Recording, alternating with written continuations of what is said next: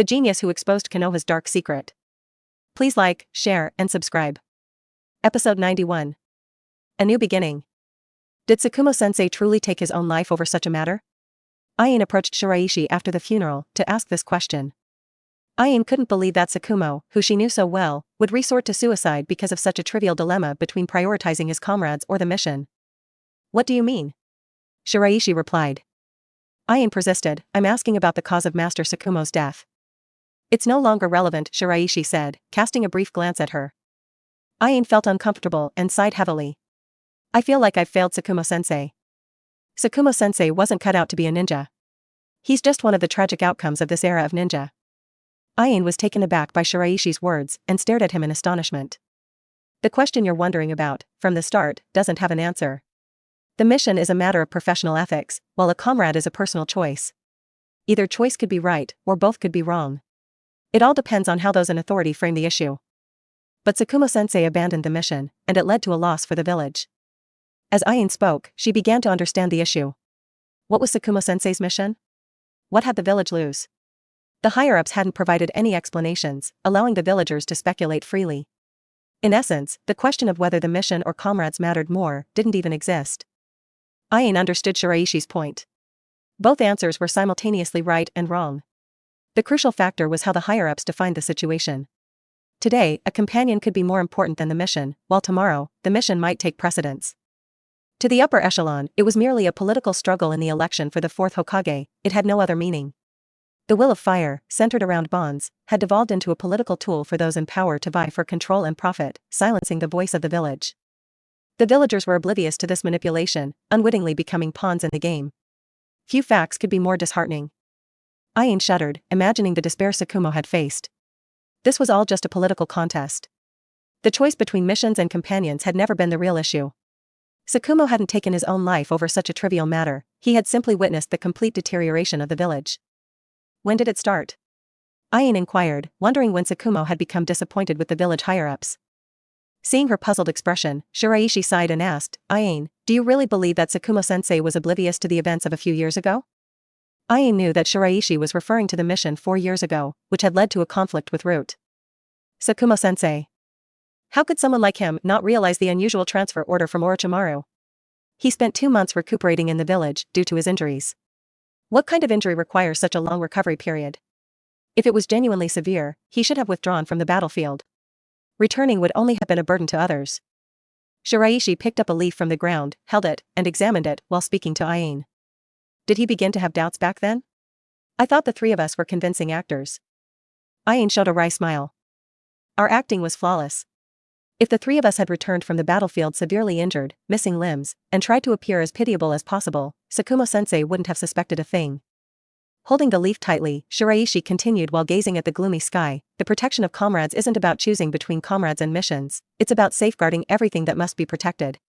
This is the essence of the will of fire. It should never be a tool for political struggles or to deceive and mistreat comrades. Shiraishi guessed that Tsukumo must have uncovered something, whether it was divulged by the Sannin or learned through other channels was irrelevant at this point. Tsukumo Hatake, the ninja, had come to an end. Alongside his departure, the will of fire he held dear had crumbled entirely. I still can't fathom the state of mind that Tsukumo-sensei must have been in to take his own life, Ain mused. You needn't try to understand it. Those of us who lack belief in the will of fire can't fathom that kind of despair, Shiraishi replied. Will the higher-ups ever awaken to this reality? Ain asked skeptically. If they truly understood, this political struggle wouldn't exist. That's why I say Tsukumo-sensei wasn't cut out to be a ninja. He was too pure and idealistic. He was better suited to be a teacher, educating others, not a ninja. Shiraishi couldn't help but feel sorrow for Tsukumo. His purity and ideals, his prowess as a ninja, and his threat to the fourth Hokage's plans had all contributed to his tragic fate. The higher-ups hadn't intended to force Tsukumo to his death, but it had been the method he found most intolerable. Ain understood that Tsukumo had made this choice himself, despite her inability to accept it. Indeed, now all we can do is hope that someday, a great figure in Konoha will discover this vicious cycle of the Hokage. Shiraishi, too, was far from convinced. Is it truly feasible, among Konoha's upper echelons, to nurture a Hokage who isn't consumed by the thirst for power and possesses the courage to reform everything? Therefore, Tsukumo conveyed his aspirations through death, while Shiraishi held a pessimistic outlook. However, Shiraishi wasn't particularly invested in this.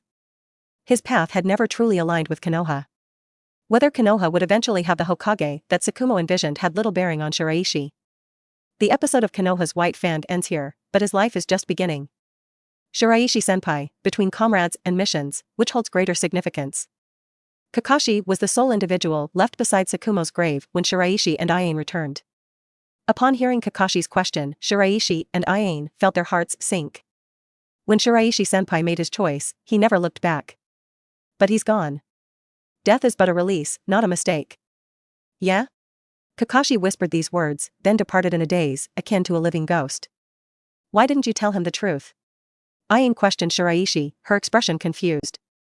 Taking good care of Kakashi is not only Tsukumo-sensei's entrustment, but for a child with incomplete life values, it is too easy to go to extreme. Allow him to witness the village's realities with his own eyes. Once he starts asking questions, he will comprehend why Tsukumo chose suicide. Instead of becoming entangled in boring questions about missions and companions, he would awaken to the village's darkness.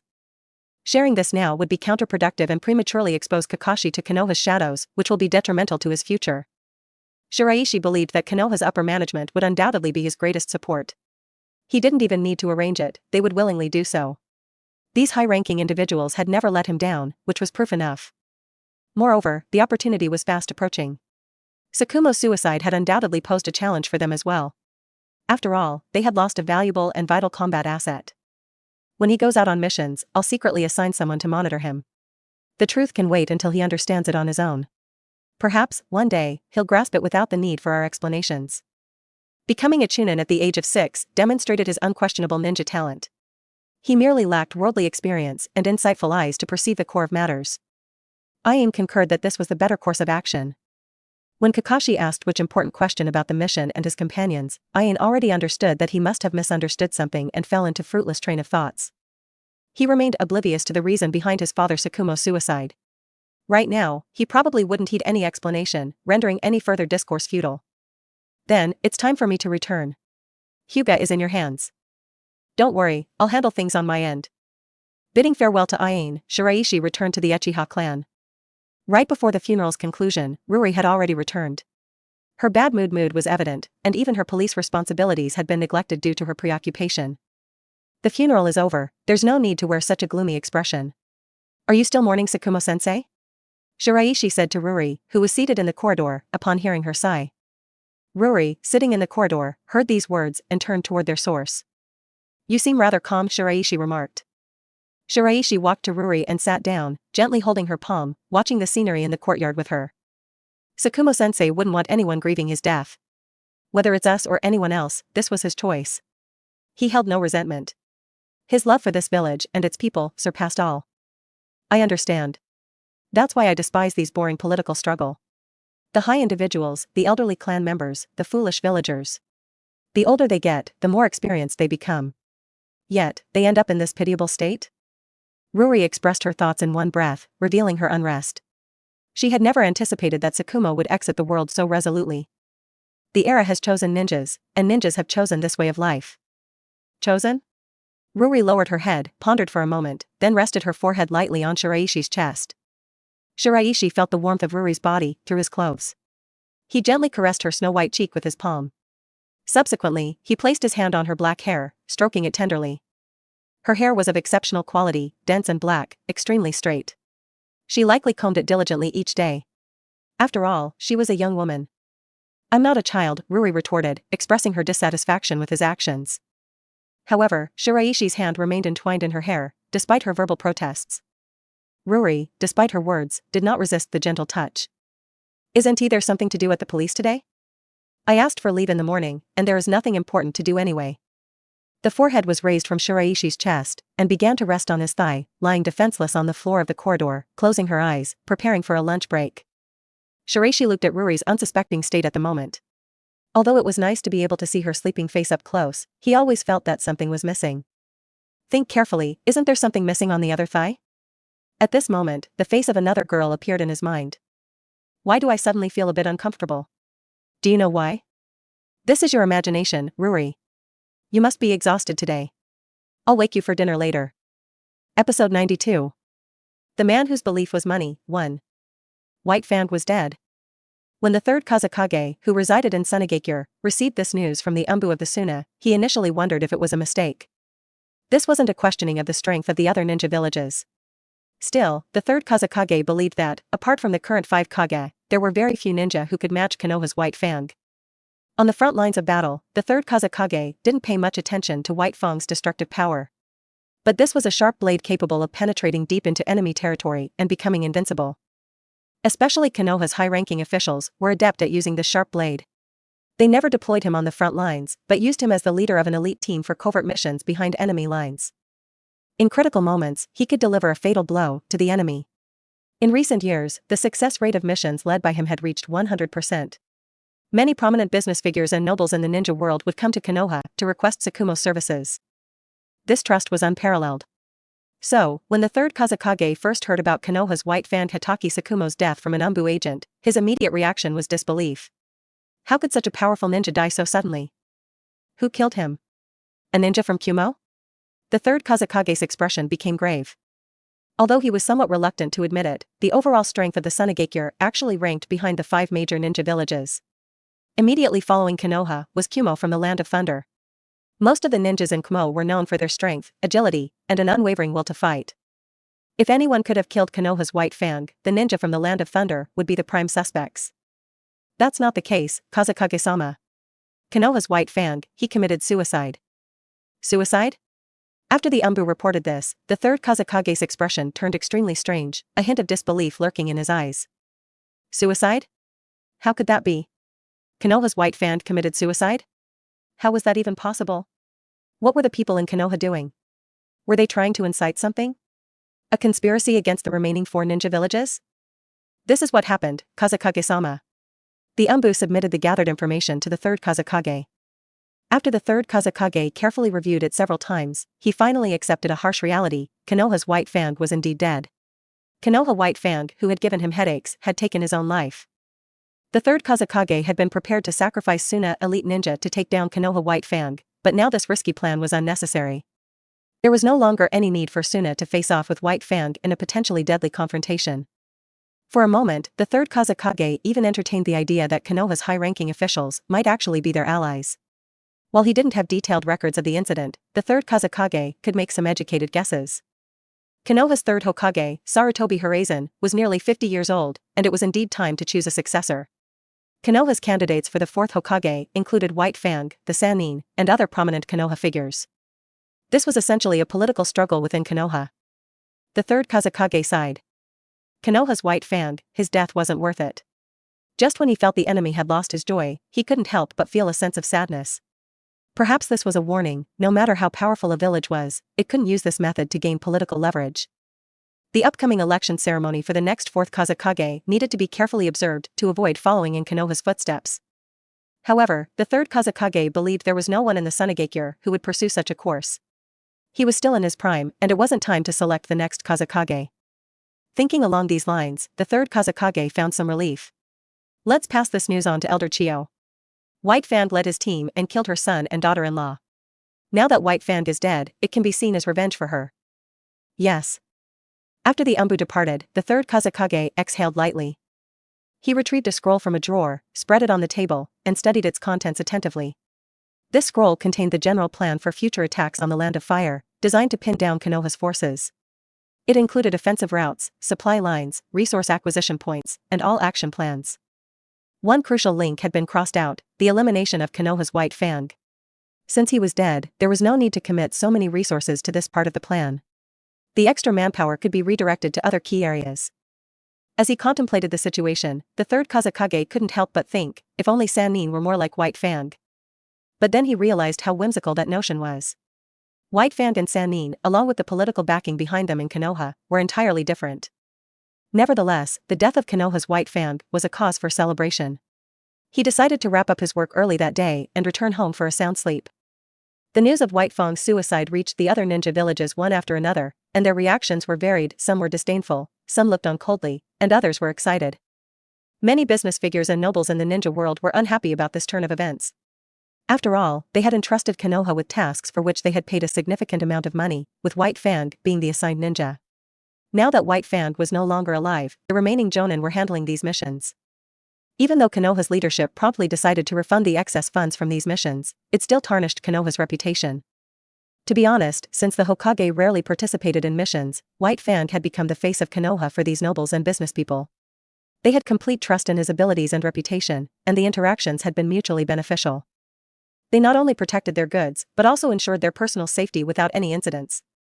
Konoha had only one jonin who could accomplish this at present. Following an investigation, many nobles and businesspeople began questioning Konoha. They weren't concerned about the internal conflicts in the ninja village, they only cared about their goods and personal safety, and White Fang was the one who could guarantee that. With Fang Fang gone, their enthusiasm for Konoha naturally waned. Incomplete statistics indicated a significant drop in Konoha's income from mission assignments compared to previous years. Moreover, rumors spread by other ninja villages smeared Konoha's image and vindicated White Fang's name. Unfortunately, Konoha's senior management had to bear the brunt of these consequences. In a different context, Tsukumo's story reached its conclusion. Shiraishi decided to monitor Kakashi's situation in the village and even personally visit him. Outside, his subordinates were tasked with ensuring Kakashi's safety to prevent any accidents. Shiraishi also provided salary rewards to these subordinates who discreetly looked after Kakashi. Since this wasn't an official organization task but rather a personal matter, Shiraishi funded this part himself. During this period, Shiraishi learned about another incident. A Konoha ninja, saved by Tsukumo, had similarly taken his own life at home. Shiraishi couldn't fully assess this situation because Tsukumo had never held any ill feelings towards this Konoha ninja. Regardless of any slander, Tsukumo had never taken it to heart. This ninja hadn't needed to commit suicide, like Tsukumo, he had been a victim of to-be politics, a tool discarded after use. Even if he hadn't done it, someone else would have, perhaps more callously. He hadn't done anything wrong, it was just unfortunate that he was selected as the spokesperson for these events. 704 people, excluding combatants and non-staff personnel, there are only 76 people of various technical personnel. Monthly expenditure, the total income of the organization. In an underground laboratory in Konoha, Shiraishi held information gathered by his informant. It detailed the organization's current scale, its bases and personnel numbers in various countries, the salaries of personnel at each level, and the organization's finances.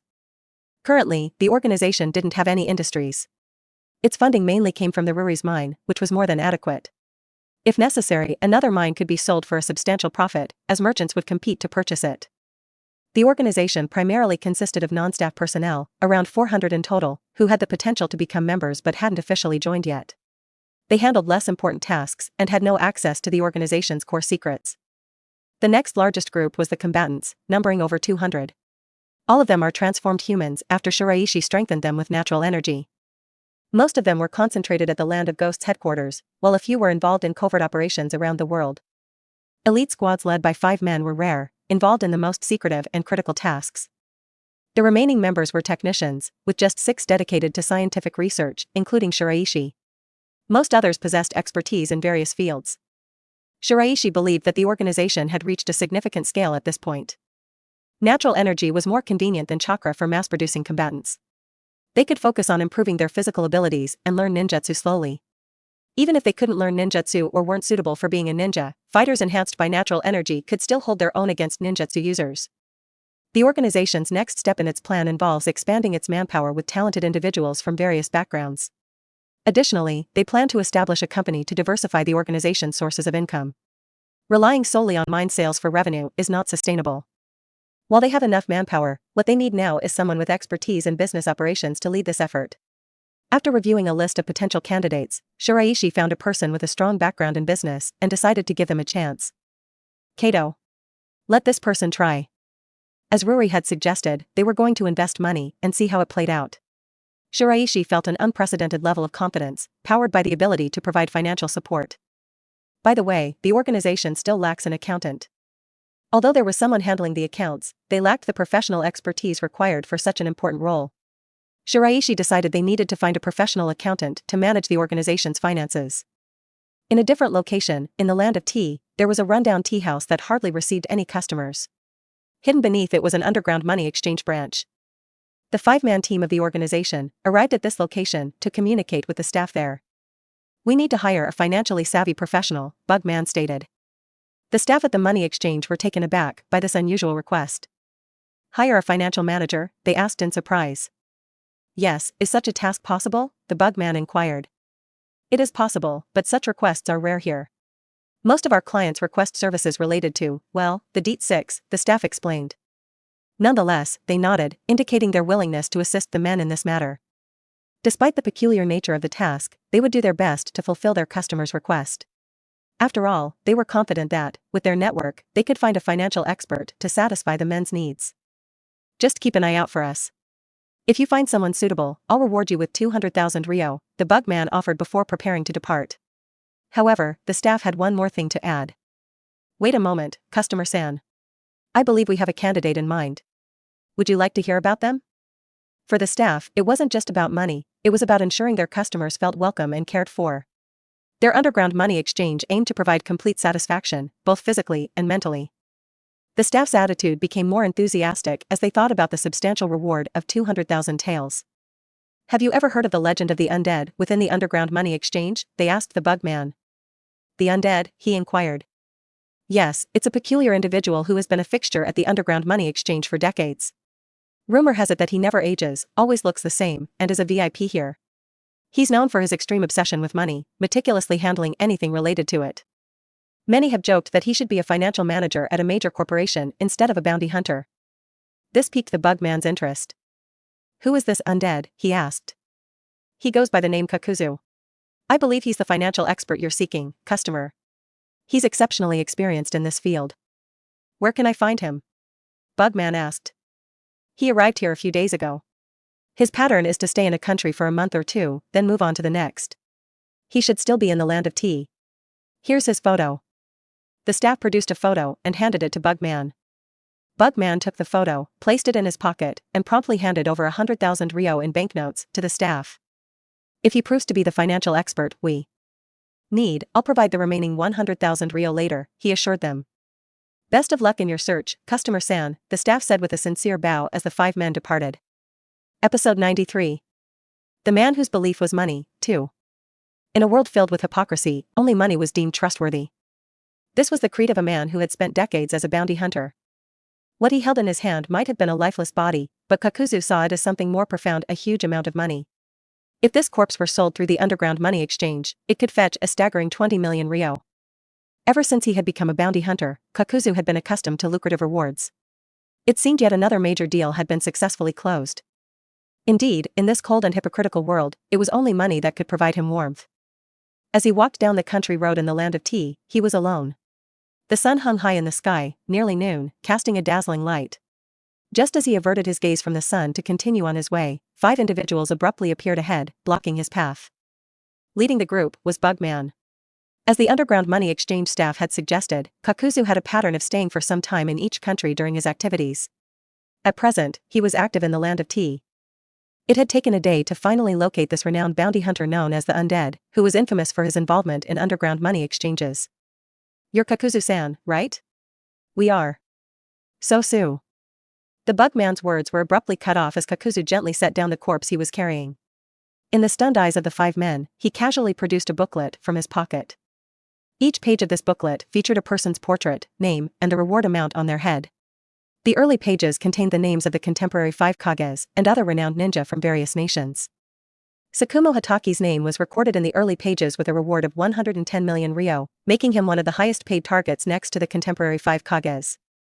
However, every corner of the page bearing Tsukumo Hataki's name was smeared with ink. The bounty mission for him had been terminated with Konoha White Fong's death. Kakuzu continued flipping through the pages, leaving the 5 men puzzled as to what he was searching for. His green eyes, filled with an obsession, scanned each page meticulously. But when he reached the final page, he couldn't find any information about the 5 men. Frowning, he took out another booklet from his pocket. This second booklet featured targets with lower rewards, below 10 million taels. Finally, on the last page of this booklet, he found the target he was seeking. I've finally found it. Right here. The name, Bugman, with a reward of 500,000 Rio. Quite a cheap head. No wonder it had seemed familiar, but hadn't appeared on the high reward list. The Bugman was at a loss for words. It was not uncommon for bounty hunters from underground money exchanges to be pursued by their peers. In many cases, they had to be cautious of being ambushed. He had only been with the underground money exchange for 2 years and wasn't widely known. Thus, receiving 500,000 Rio as a reward was already highly respectable to him. Seeing that your strength is good, there should be a lot of room for appreciation in the future. Put the head on your neck for deposit first, and I will come to you when your head appreciates in the future. Kakuzu said with a pertinent evaluation. The reward of 500,000 ryo, to be honest, didn't reflect the bug man's abilities. Judging from his flawless posture, his current market price should be at least 6 million ryo, if not more. Killing him now would be a waste. The bug man remained silent as Kakuzu was about leaving, carrying the corpse.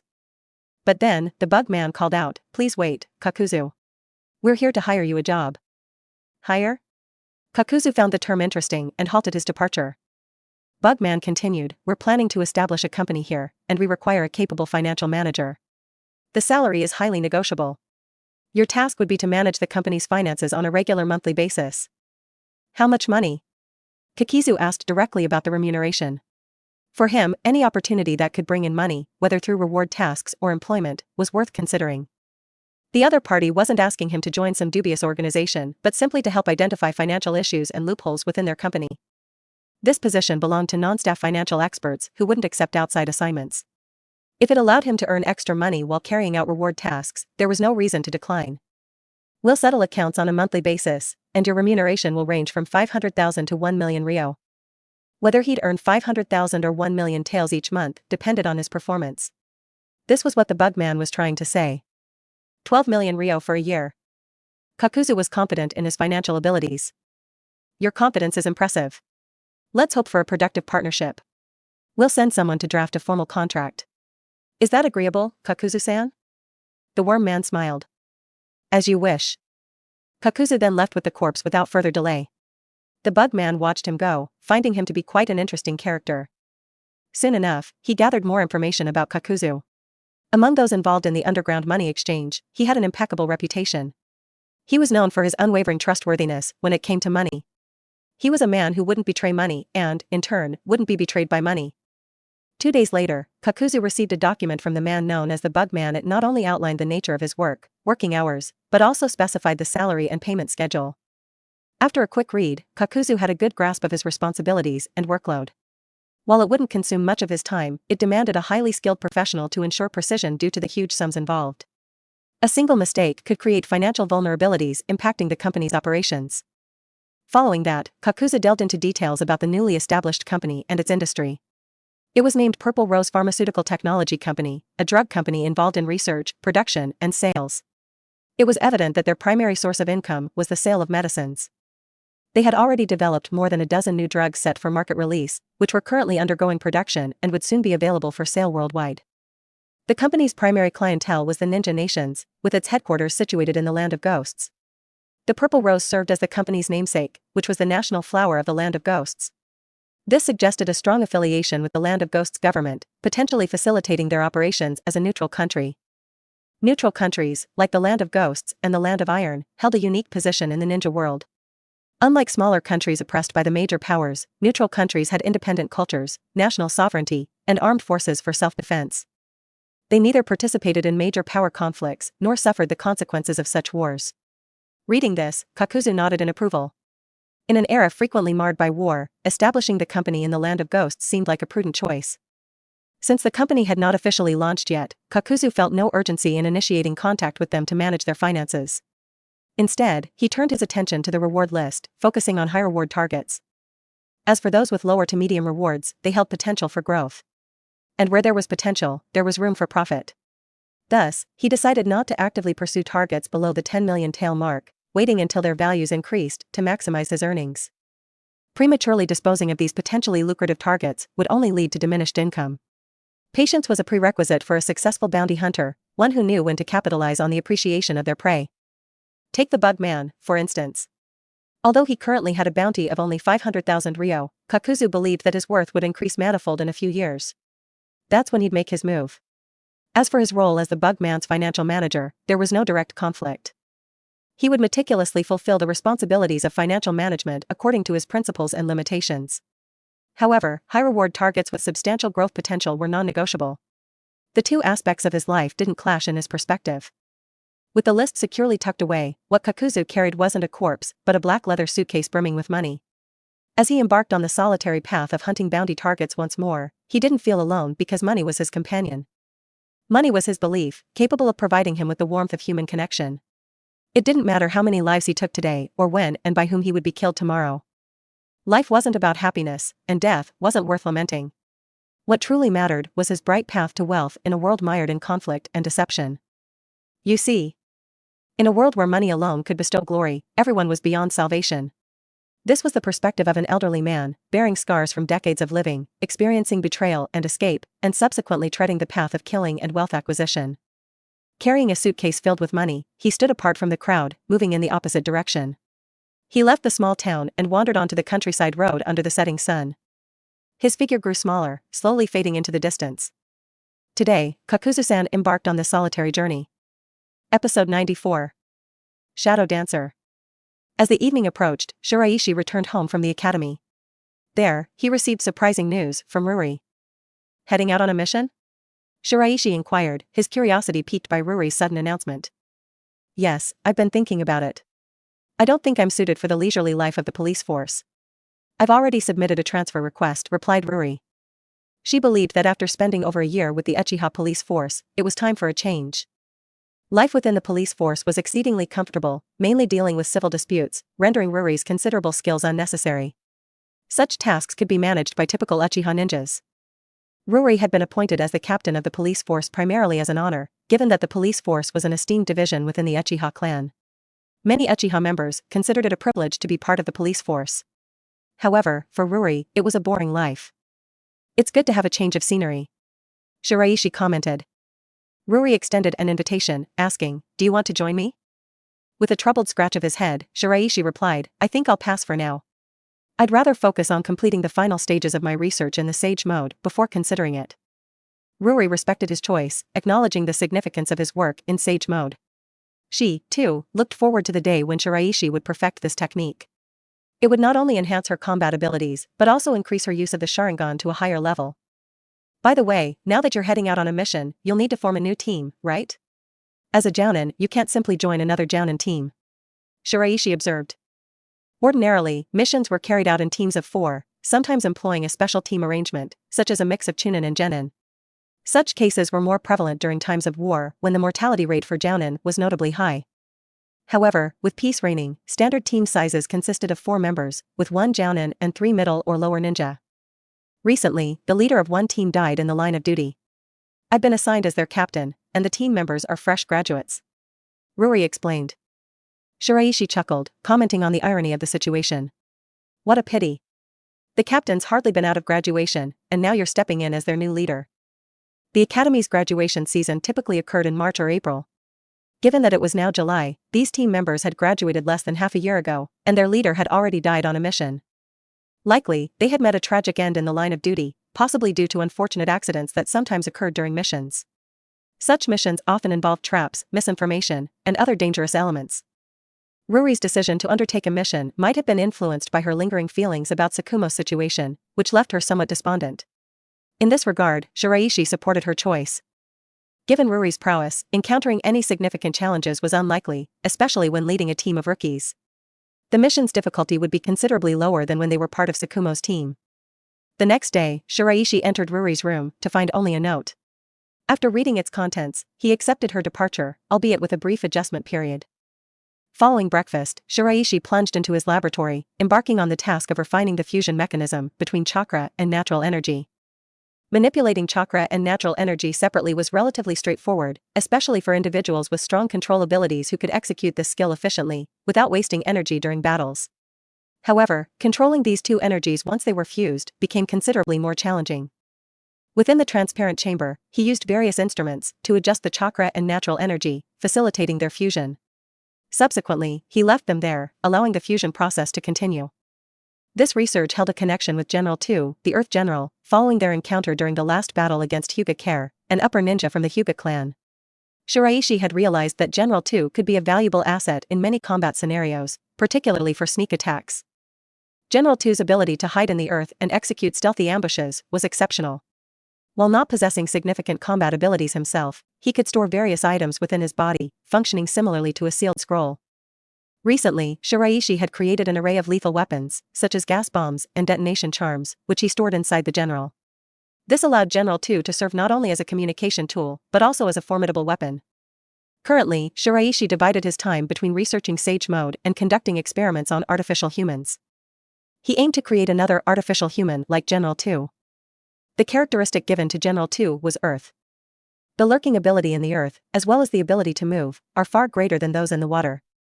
This new creation would exhibit the Een characteristic, specifically Een Release.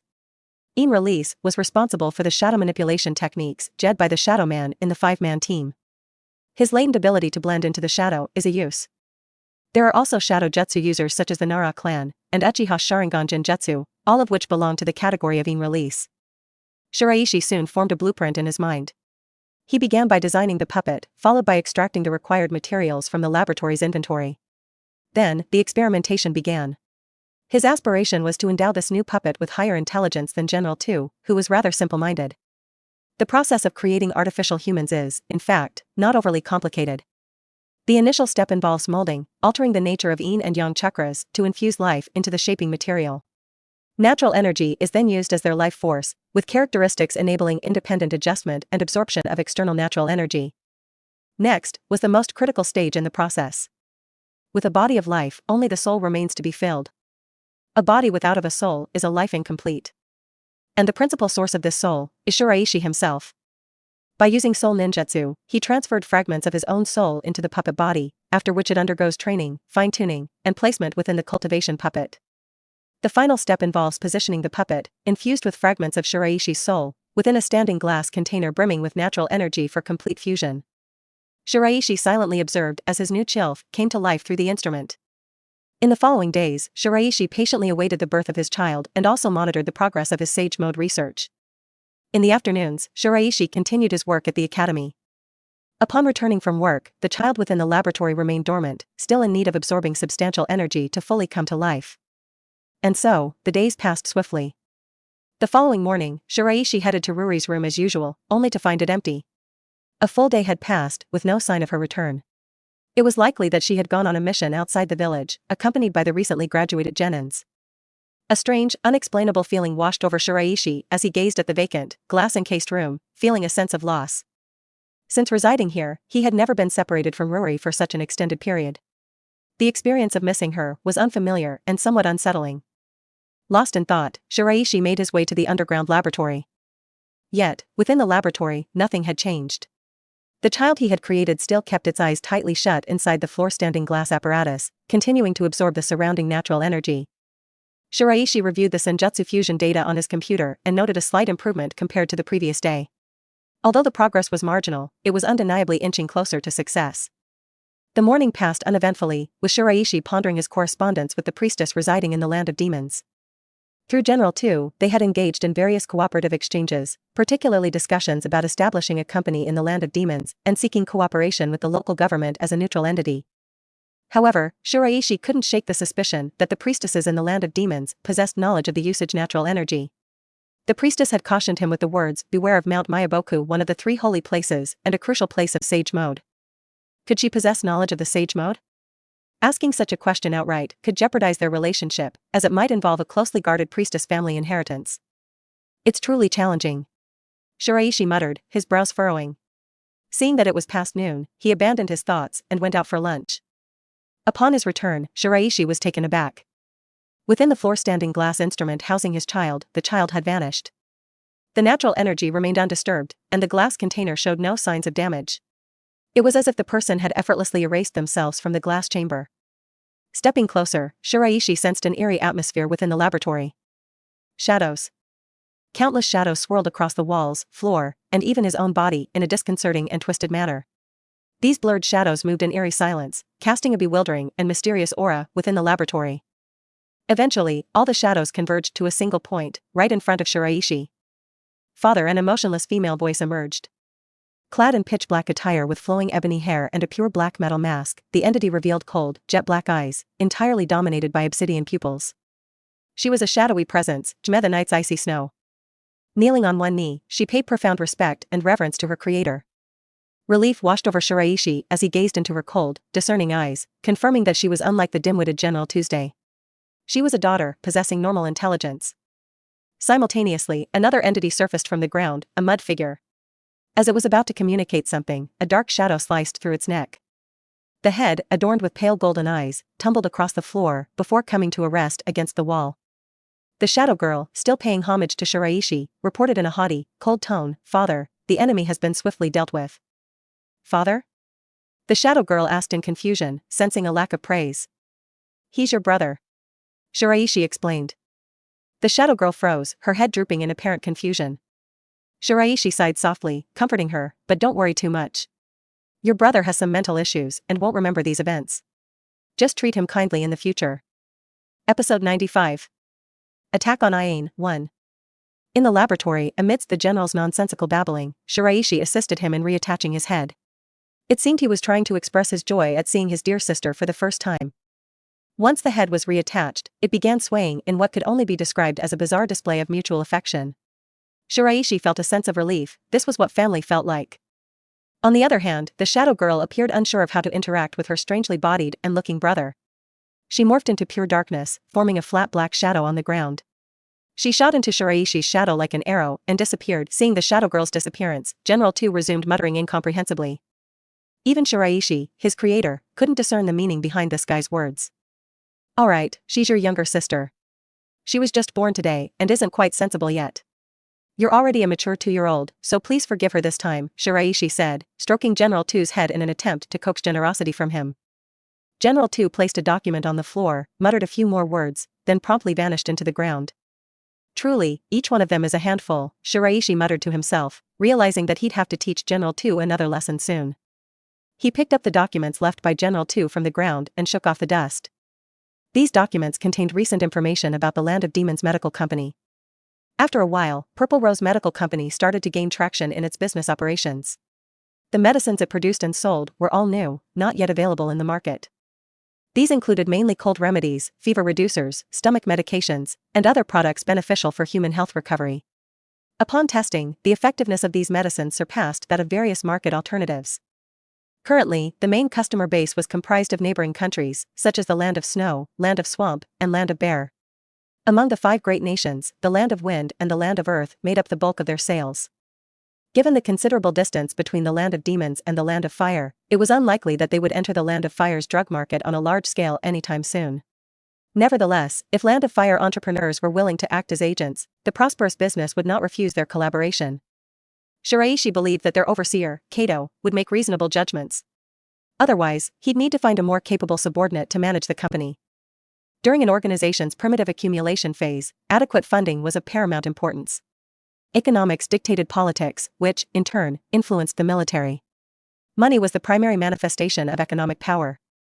Therefore, the superstructure of an organization could be shaped by its economy, ultimately affecting the organization and the nation.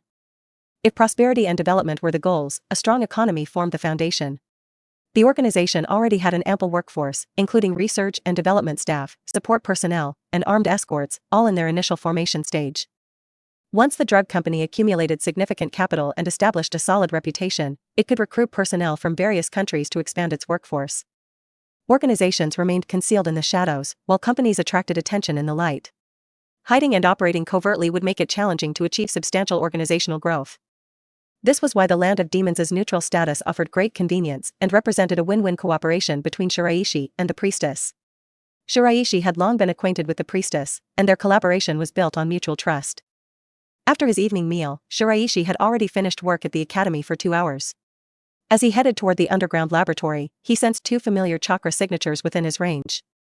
Walking toward the front yard, he spotted a young man and a young woman, both in the academy's age group, waiting at the door. The boy wore goggles and tilted his head, expressing a sense of disdain. "Shiraishi-senpai, sorry for bothering you at this late hour," the girl politely bowed to Shiraishi. "No trouble at all. Is there something you need at this hour, Nohara-san?" Shiraishi asked. The girl, Rin, was a dedicated student in the medical ninja experimental class at the academy. Her passion for medical ninjutsu was evident, and she aspired to become an excellent medical ninja. Shiraishi had made a strong impression on her when he worked as a teaching assistant in the experimental class. Her medical talents were exceptional, making her a prime candidate for elite medical ninja training. Some of Tsunade-sensei's teachings this afternoon were challenging to understand. I tried researching in the library but couldn't find answers. May I seek your guidance, Shiraishi-senpai? Rin had a diligent and studious expression, genuinely eager to excel in medical ninjutsu. After considering, Shiraishi nodded, saying, "Certainly, Nohara-san, please come in. I don't have any pressing matters at the moment." "I'm very grateful, Shiraishi-senpai." Rin's face lit up with pure innocence. Shiraishi added, "You should know that becoming a qualified female medical ninja can be quite challenging. You'll often face unforeseen dangers. So, you must always be prepared. Also, did you visit Tsunade-sensei?" "I did go to find her earlier, but I discovered Tsunade-sensei in a tavern." "Well, she was already quite drunk," Rin replied with a somewhat helpless look on her face. Shiraishi shook his head knowingly, but said nothing. He had become accustomed to such occurrences. Likely, Tsunade was still grieving the loss of Nawaki and Kato-dan, which had hit her hard. Over the past few years, there had been countless instances of her drowning her sorrows in taverns. Thankfully, she maintained her professionalism during class, never arriving late or leaving early. She was responsible for the students in the experimental class. As Shiraishi led the two visitors inside, he turned to the boy and asked, "Why did you come in with her?" The boy, Obito Uchiha, answered candidly, "To make sure you're not plotting against Rin. You are very good at making jokes, Uchiha Obito-san. In the future, you will have a better future as an entertainer than a ninja. Coming from someone who relies on women for food, you're in no position to make jokes. It's quite embarrassing." Obito continued his casual stroll, hands behind his head, while swaggering along arrogantly. He was closely following them. "By the way, isn't Ruri-senpai at home?" Obito looked around at the peaceful surroundings and asked the question. Shiraishi inquired, "Why do you ask?" "I've heard from the clan's elders that Ruri-senpai seems to have left her position as the head of the police force. She's a powerful jonin, so why step down from captaincy?" Obito showed curiosity. "It was probably not a good fit for her. It's more appropriate for her to be on missions outside. After all, the police force often deals with trivial matters." Shiraishi responded. "Those are not trivial matters. I deeply respect the senpais in the police force, they're the pride of our Uchiha clan. The police force's ability to help everyone in the village is no small feat." Obito disagreed vehemently. Shiraishi glanced at him but remained silent. "Because if you can't handle these small tasks, you can't become Hokage." Obito's face adopted a serious tone. "Hokage?" Shiraishi looked strange. Rin chimed in, "Exactly, Shiraishi-senpai. Obito aspires to gain recognition from everyone, to become Hokage to help everyone in the village." Hearing what Rin said, Shiraishi looked at Obito even more weirdly. "Why are you looking at me like that?" Obito took a cautious step back. "Nothing, just thinking about something not important," Shiraishi replied. Was this guy really an Uchiha? Shiraishi had doubted Obito's true identity more than once. While he knew many in the Uchiha clan had a fervent desire to see one of their own become Hokage, such aspirations often stemmed from personal desires or clan politics. Obito, in Shiraishi's eyes, appeared to be a child with a pure dream of becoming Hokage, untainted by ulterior motives. Was there really such an interesting character within the Uchiha clan? For the first time, Shiraishi felt anticipation for this Uchiha boy known as the tail of the crane at the academy. This guy's future could prove quite interesting. But Obito is genuinely diligent and caring. He frequently helps elderly people facing difficulties in the street, Rin added. "Ah, well, it's not that big a deal, Rin. You're exaggerating," Obito responded modestly. But even as he spoke, his walking posture became erratic, nearly causing him to trip on flat ground. Upon reaching a quiet room, Shiraishi turned on the lights and asked the two to have a seat while he prepared some desserts and tea to entertain them. Although Obito had accompanied Rin tonight as an guardian to protect her, he'd tagged along mainly because Rin was earnestly seeking medical knowledge. Given that Obito was unfamiliar with medical matters, he didn't want to disturb him. Watching Rin's sincere pursuit of knowledge and the ease with which the seemingly soft-hearted Shiraishi answered Rin's questions, Obito began to think that there was more to Shiraishi than met the eye, particularly when it came to medical ninjutsu. Their private tutoring session ended around 10 in the evening. "Shiraishi-senpai, I apologize for imposing on you tonight," Rin said. "No need to apologize. You're welcome to come over anytime, Nohara-san. I'll do my best to assist if I can," Shiraishi replied with a slight smile as he watched Rin leave. Obito followed Rin, ensuring she safely reached her destination even though he was fighting to stay awake. Observing this, Shiraishi couldn't help but be convinced that Obito Uchiha was definitely an Uchiha with an abnormal brain. His quirks were rather interesting. Shiraishi suddenly awoke from his sleep under the warmth of the morning sun. He was greeted by an unexpected sight. It was indeed a sunny morning, but the Olymp figure that now stood before him was far more captivating than the sunlight. To say it was extraordinary compared to other girls of her age was an understatement. Ruri, in contrast to her formidable strength, was exceptionally modest and unassuming when it came to her figure. However, this unexpected view was almost too much for Shiraishi to handle. His thoughts raced, he couldn't help but imagine how she might appear while soaking in a hot spring. Even if she floated on the water, it must be an enchanting sight. Good morning, Shiraishi-kun. Ayane, the girl straddling him, greeted him naturally, her tender fingers playfully touching his nose. What are you doing, Ayane? Shiraishi asked, somewhat overwhelmed by the unfolding scenario. I recently read in a book that boys like to be woken up this way. Don't you like it, Shiraishi-kun? Or would you prefer I wake you up differently? Ayane replied with a teasing smile. Anything is fine, but I suggest you read fewer of those strange books in the future, Shiraishi retorted, urging Ayane to move aside.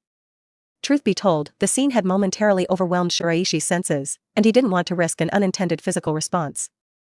As Shiraishi began to dress, the shadow girl dressed in pitch black clothing entered the room, carrying a tray, and gently placed it by his side. Father, mother, I prepared breakfast for you. Please enjoy it at your leisure, the girl said. Shiraishi blinked in confusion, trying to understand what was happening. Thank you for your hard work, dear. You even prepared a special breakfast, Ayane praised, smiling at the dado girl.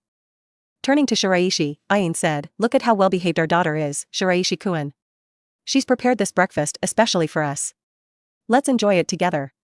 The phrase our daughter was emphasized with great significance. Shiraishi remained silent, a bit stunned by the sudden turn of events. Episode 96. Attack on Ayane, 2. After breakfast, Shiraishi asked, why do you have the time to come here? He knew that Ayane didn't really have much free time within the Hyuga clan. If Tsukumo's team were still active, she'd have plenty of free time. However, Tsukumo's team had disbanded long ago, and during this period, she'd went out only occasionally. The last time she had come out was seemingly when she attended Tsukumo's funeral. Communication since then had been limited to discreet information exchange. I took the day off today, it's fine, Ayane replied with a smile. Is it acceptable for you to slack off like this? Shiraishi asked. It's not a problem. Our future clan leader is quite understanding.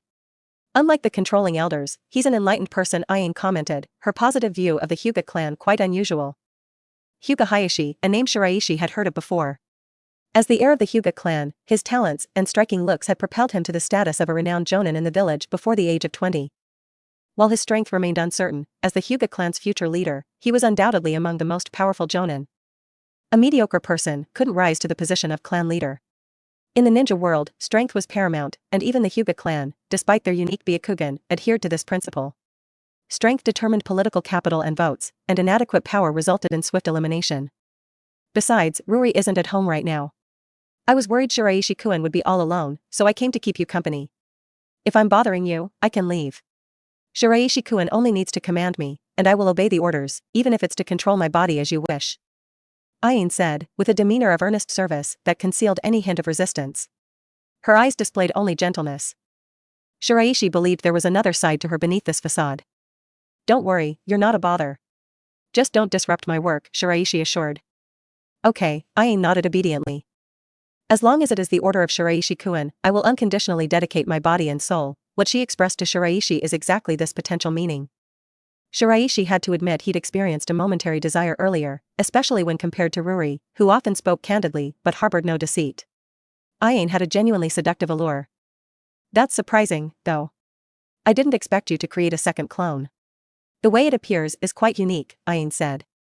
She recalled how the shadow girl had easily detected her presence earlier and emerged from the wall's crack. Without her sharp perception, she might not have realized she was being targeted. Are you referring to the shadow dancer?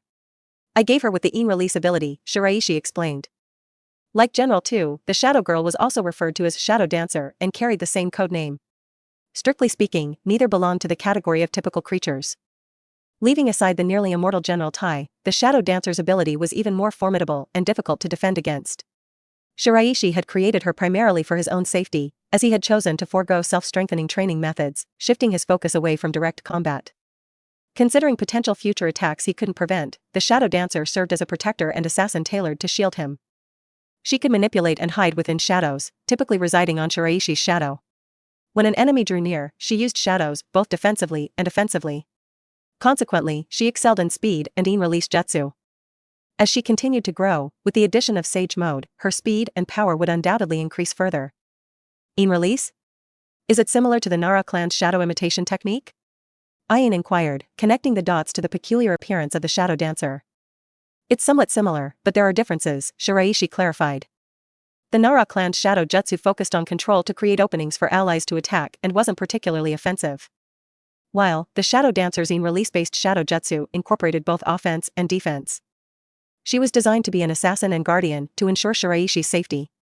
She was completely different from General 2, who used for communication and transportation.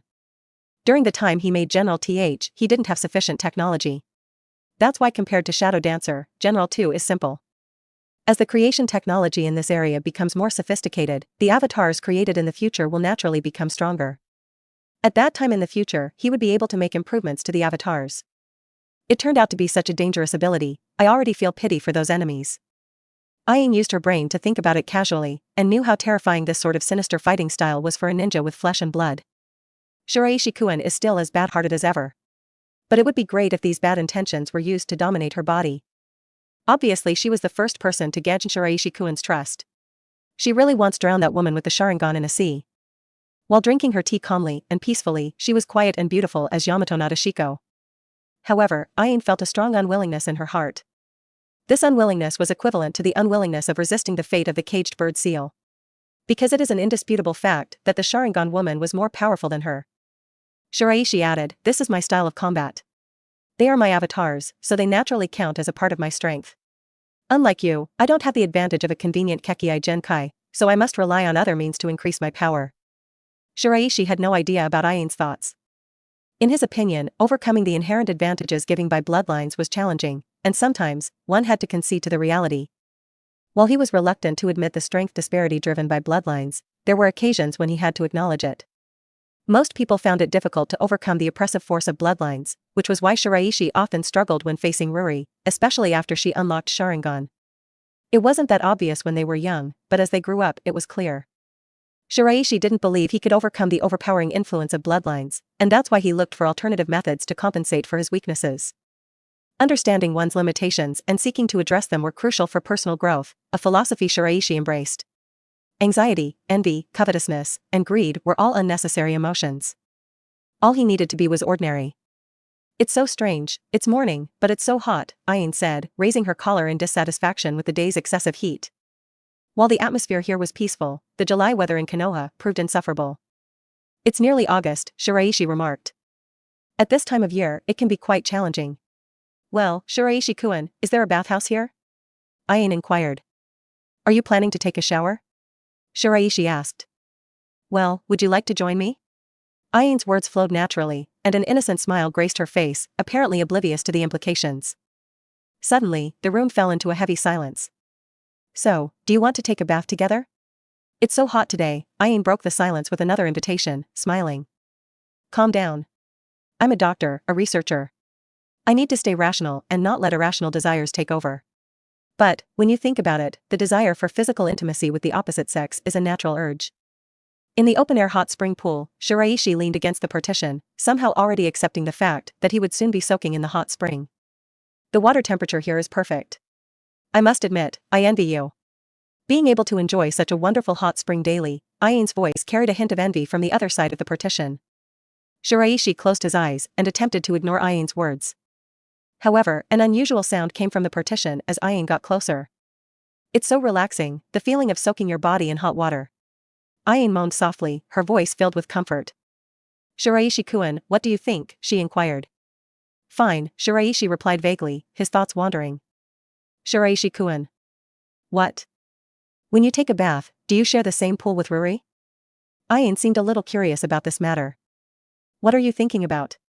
"If I did that, I would have been burned to death by her fire." Ayin laughed when she heard Shiraishi's helpless tone and said, "Yes, Ruri might be really shy in this regard. But if it were me, I wouldn't mind such things." Shiraishi naturally understood the lines from the vague invitation. Although he knew that Ayin would not be naked there, Shiraishi was not as confident about his restraint at the moment.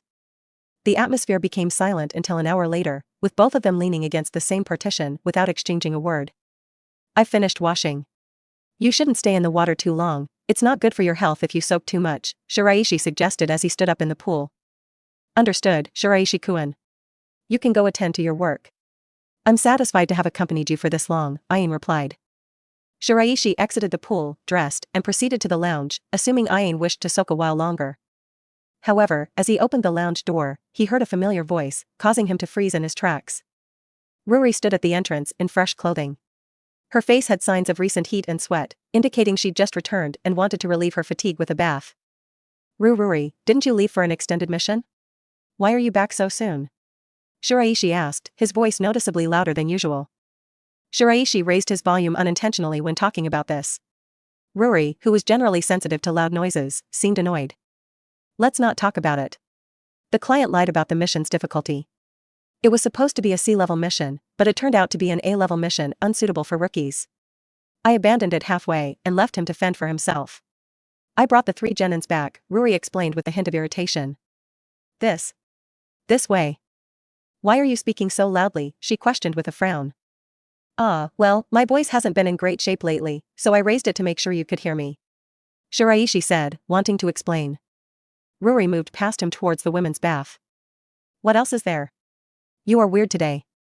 Shiraishi, feeling caught, replied, it's nothing. I just haven't seen you in a while, and I missed you. Shall we go for breakfast? I ate on the way back, Ruri replied. Then, as she looked inside the women's bath and at Shiraishi pretending to be composed, she appeared to think of something on the spot. Since you've already eaten, I'll go ahead and bathe. I won't disturb your bath, Ruri stated. As she spoke, without waiting for Shiraishi to refuse, she walked into the women's bathhouse. Shiraishi saw Ruri's ruthless look when entering the women's bathhouse so simply and not giving him any way out, so he knew that Ruri had discovered something. This is a complete disaster. Episode 97. The battle between women. In the lounge, an eerie silence enveloped the space. Shiraishi sat on a chair in the lounge, his mind racing as he thought about his next move. His gaze remained fixed on the entrance to the women's bathhouse. It had been at least 10 minutes since Ruri had entered, yet there was no sign of any activity. But, so far, nothing had happened. No matter which angle he thought about it, Shiraishi couldn't shake the feeling that something was wrong. Whether it was the deafening explosion or the horrific image of the hot spring being engulfed in flames, Shiraishi couldn't be at peace with the silence that now prevailed. What the hell is going on inside? Could it be that Aine had already left?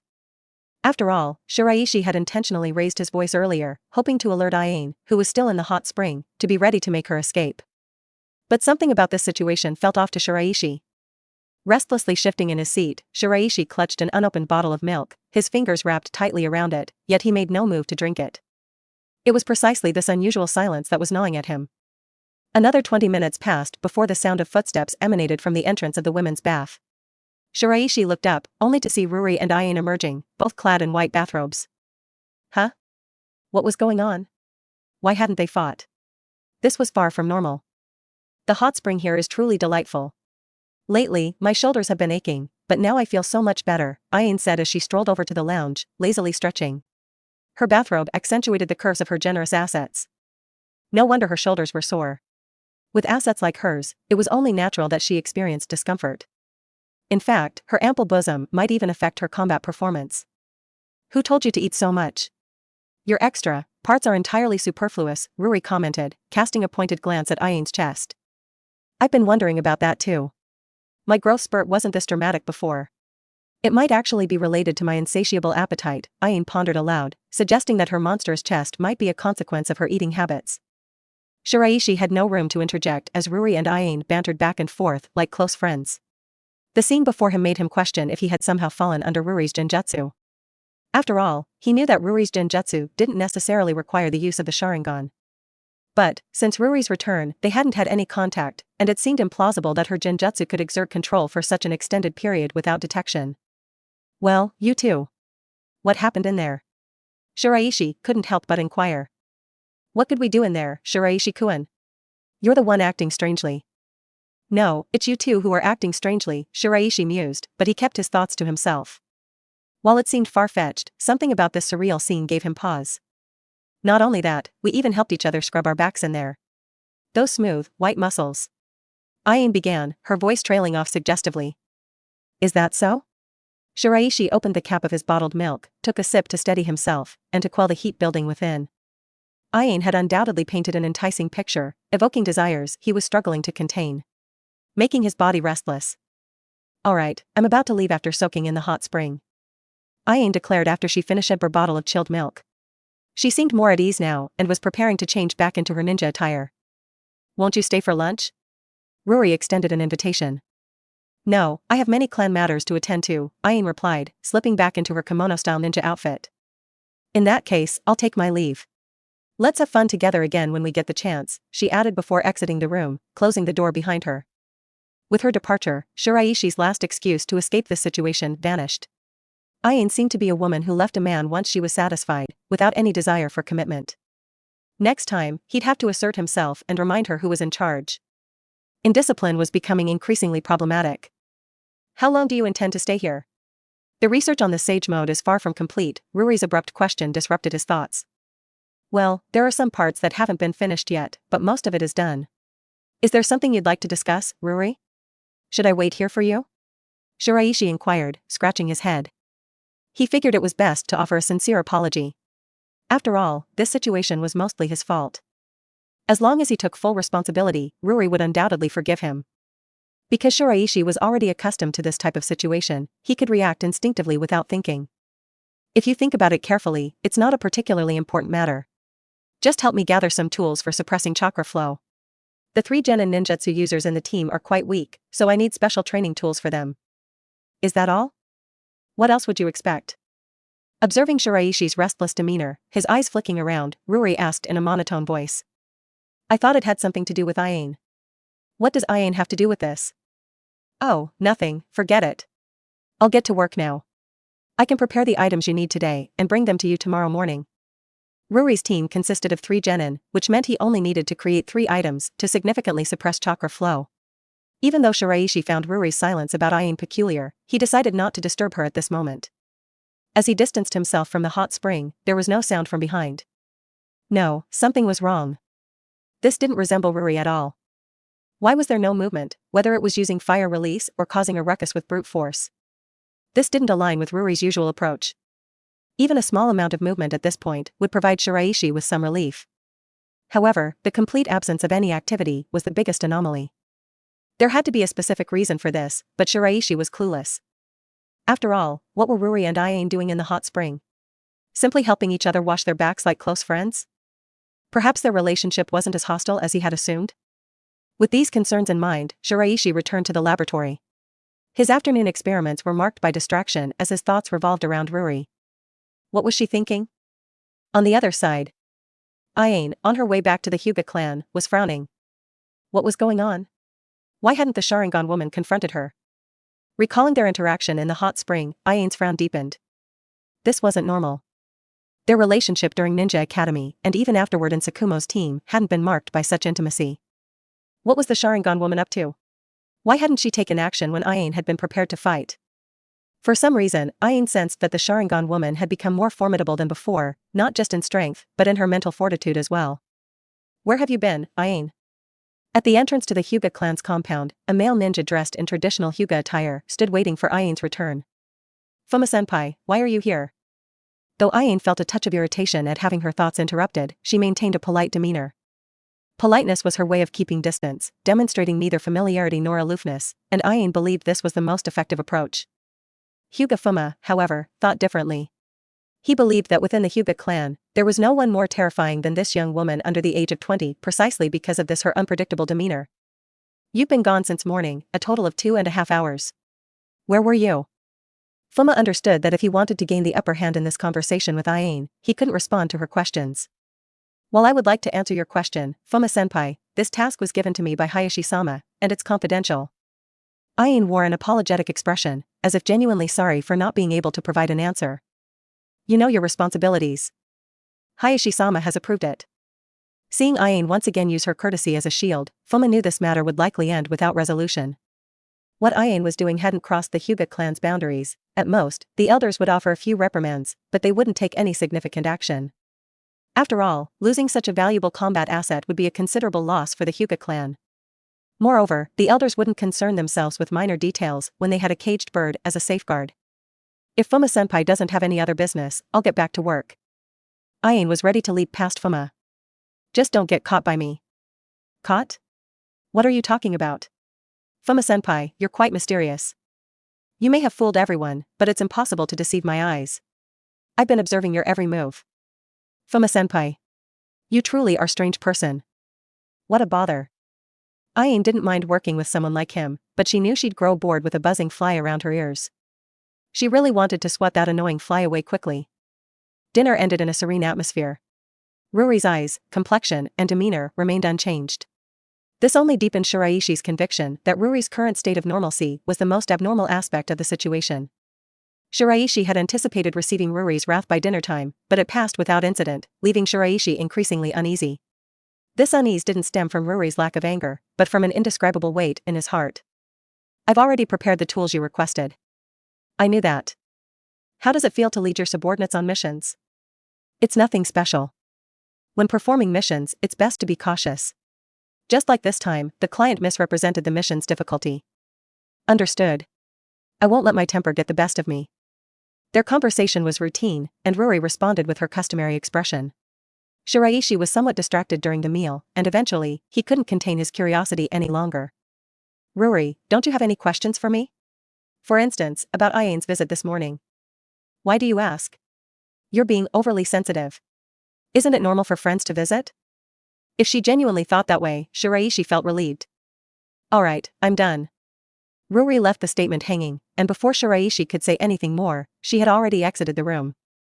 It was quite late, and the darkness had settled outside.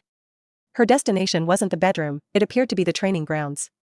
Shiraishi was so concerned about Ruri's current state that he didn't even bother to clean up after the meal. When he reached the training grounds and found Ruri, she was practicing martial arts on wooden stakes. Her strikes were powerful, and the training stakes here were sturdier than the average ones. Nevertheless, every punch resulted in significant cracks in the wood. Is she truly venting her frustrations here? Shiraishi wondered. Her calm demeanor during the day seemed to be a facade concealing her inner turmoil. After all, someone as proud as her would never reveal weakness to anyone. Shiraishi sighed internally. Ruri, Now was the time to confront this issue directly. It couldn't be evaded any longer. However, before he could say anything further, he was met with a sudden fierce punch from Ruri. The intense, murderous aura emanating from her sent shivers down his spine. He knew he couldn't match Ruri's combat abilities, but the sheer force and aura she exuded exceeded his expectations. In order to respond to her, Shiraishi had to harness natural energy.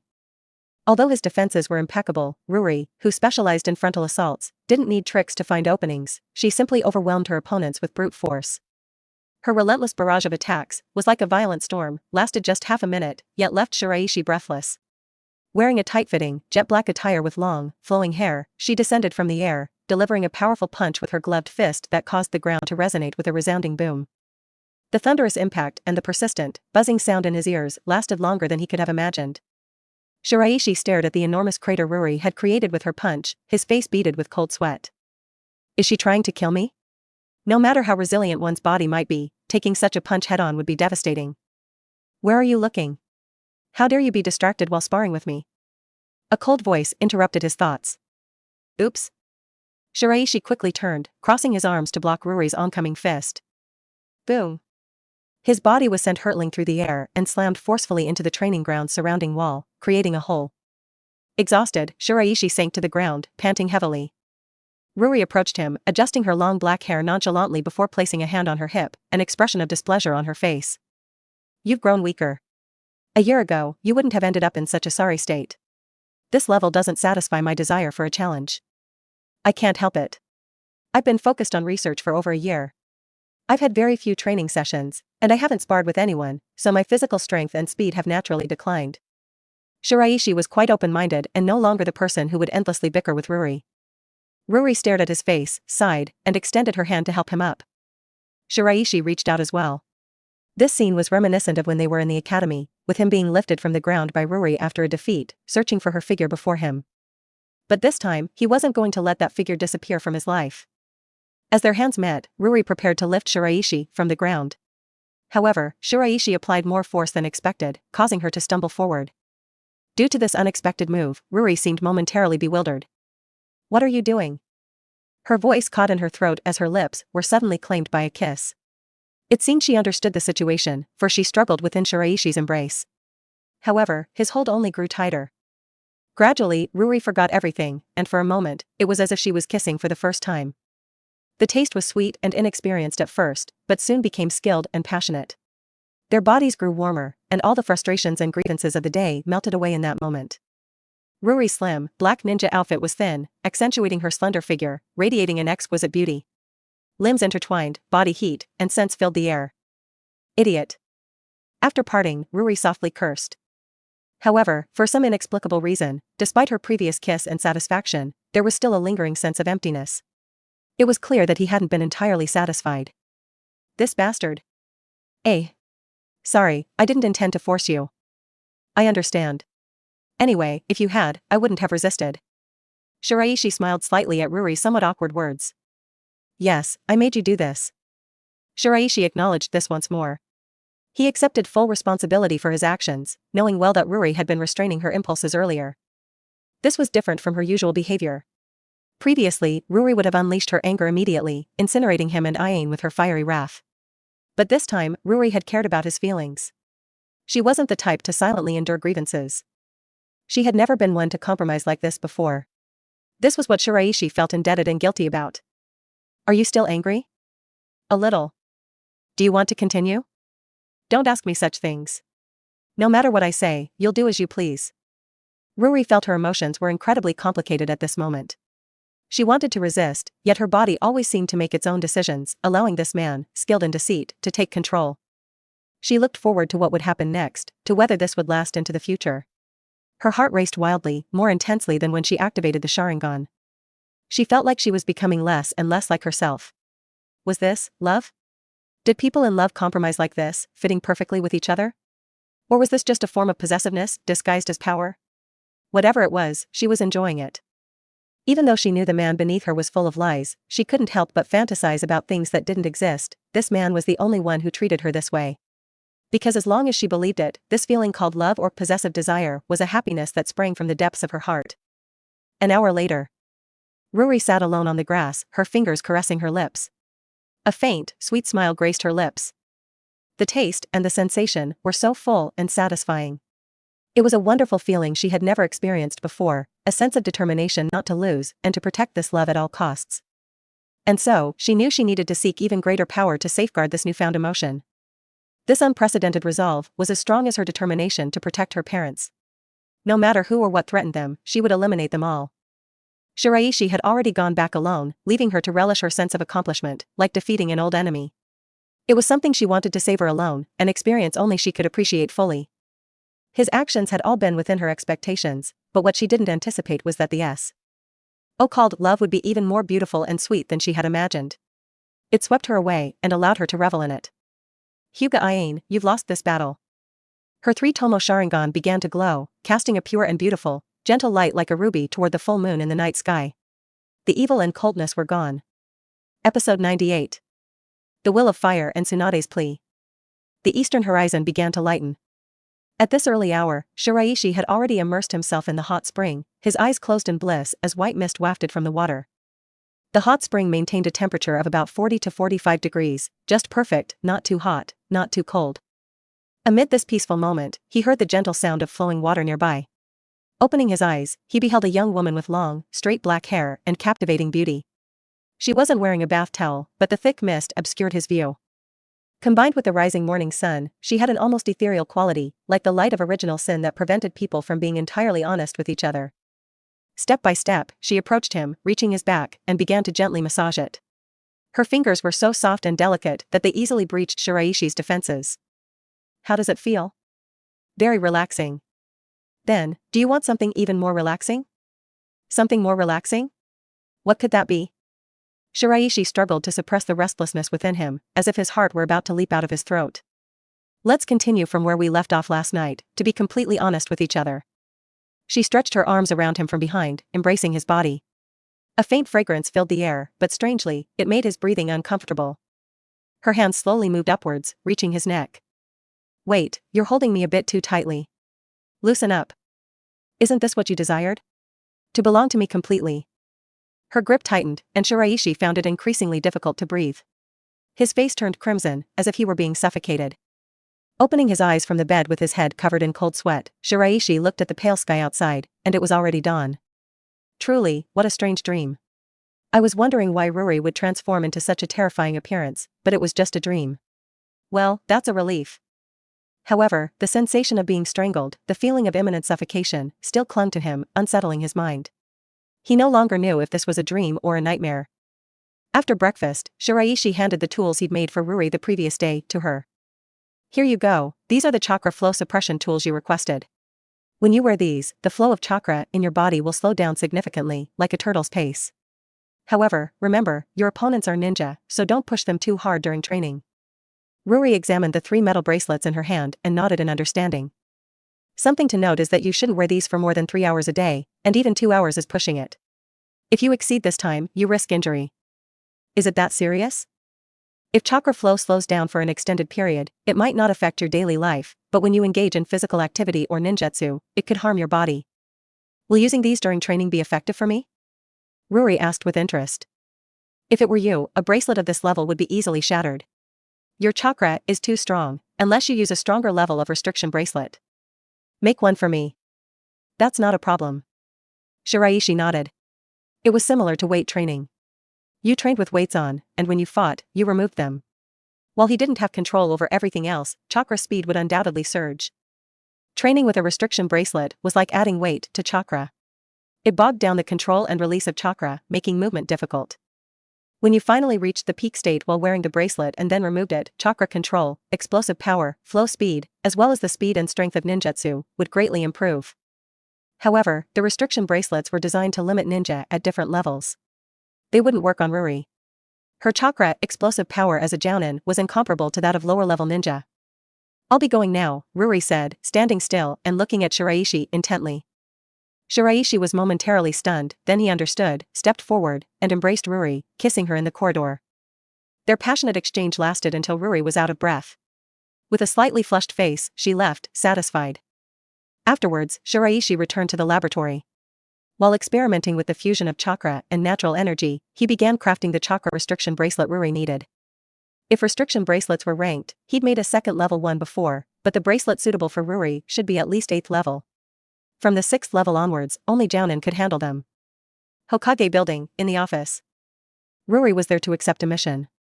Taking the mission scroll from the Hokage, Ruri unrolled it and read its contents. It was a C-rank protection task.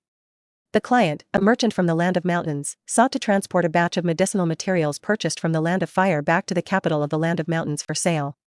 He'd issued a sea-level protection mission to Konoha, with a reward of 40,000 ryo. Among sea-level missions, this was relatively well rewarded. The highest level for C-rank missions only offered 50,000 taels. What do you think? Hiruzen asked the Uchiha girl before him, feeling somewhat emotional. No problem. If any issues arise during the mission, I'll handle them promptly. Ruri put the scroll away and replied confidently. Hiruzen nodded in approval. Ruri's previous mission client had lied to her about the mission's level, and she had faced conflicts with other ninja during the assignment. Upon discovering this lie, Ruri made a resolute decision to abandon the client, even in the face of their pleas and protests. She led her 3 genin back to Konoha, leaving the client to fend for themselves. It's crucial for mission clients to act with integrity, as dishonesty can result in losses for Konoha's ninja, or even put their lives at risk. When basic integrity is compromised, it's the right choice to terminate the mission promptly and leave the client behind. As Ruri prepared to depart, Hiruzen's voice reached her ears from behind. Is there anything else you wish to discuss, Hokage-sama? Ruri turned to face him, her demeanor neither humble nor overbearing, devoid of fear or reverence, it was strictly business. Their relationship was purely that of a superior and subordinate, without any personal connection. Ruri had no interest in engaging in meaningless conversations with the village's senior officials, who, like some high-ranking Uchihas, harbored dreams of making an Uchiha the Hokage. She found their innocence and arrogance amusing. Konohagakure had become stagnant, with politics driven by power and profit. It was a stark contrast to the vibrant village it used to be. Hiruzen couldn't help but express his curiosity. I want to ask, has something happened to you? I have a feeling that something about you has changed today. Usually, he could only perceive a cold and heavy aura emanating from the genius jounin. But today was different, and it interested him. You are worrying too much, Hokage-sama. If there is nothing else, I'm leaving. I still have missions to complete. Breathing out lightly, Hiruzen looked out the window, a little melancholy. Ruri's attitude didn't really make him feel anything. In fact, the reason for the other party's indifference was also inseparable from their high-level decision. But all this is for the stability of Konoha. Sometimes, it was indeed necessary to protect the interests of some people and sacrifice the interests of some people in order to maintain the stability and peace of the entire village, otherwise enemies would take advantage of it. Danzo was one. Tsukumo the same. It's just that he didn't expect that Tsukumo would respond in such a decisive way. Till this day, Hiruzen still couldn't understand why Tsukumo committed suicide. He should have no reason or motivation to commit suicide. He just wanted to use Danzo's power to exclude him from the position of Hokage.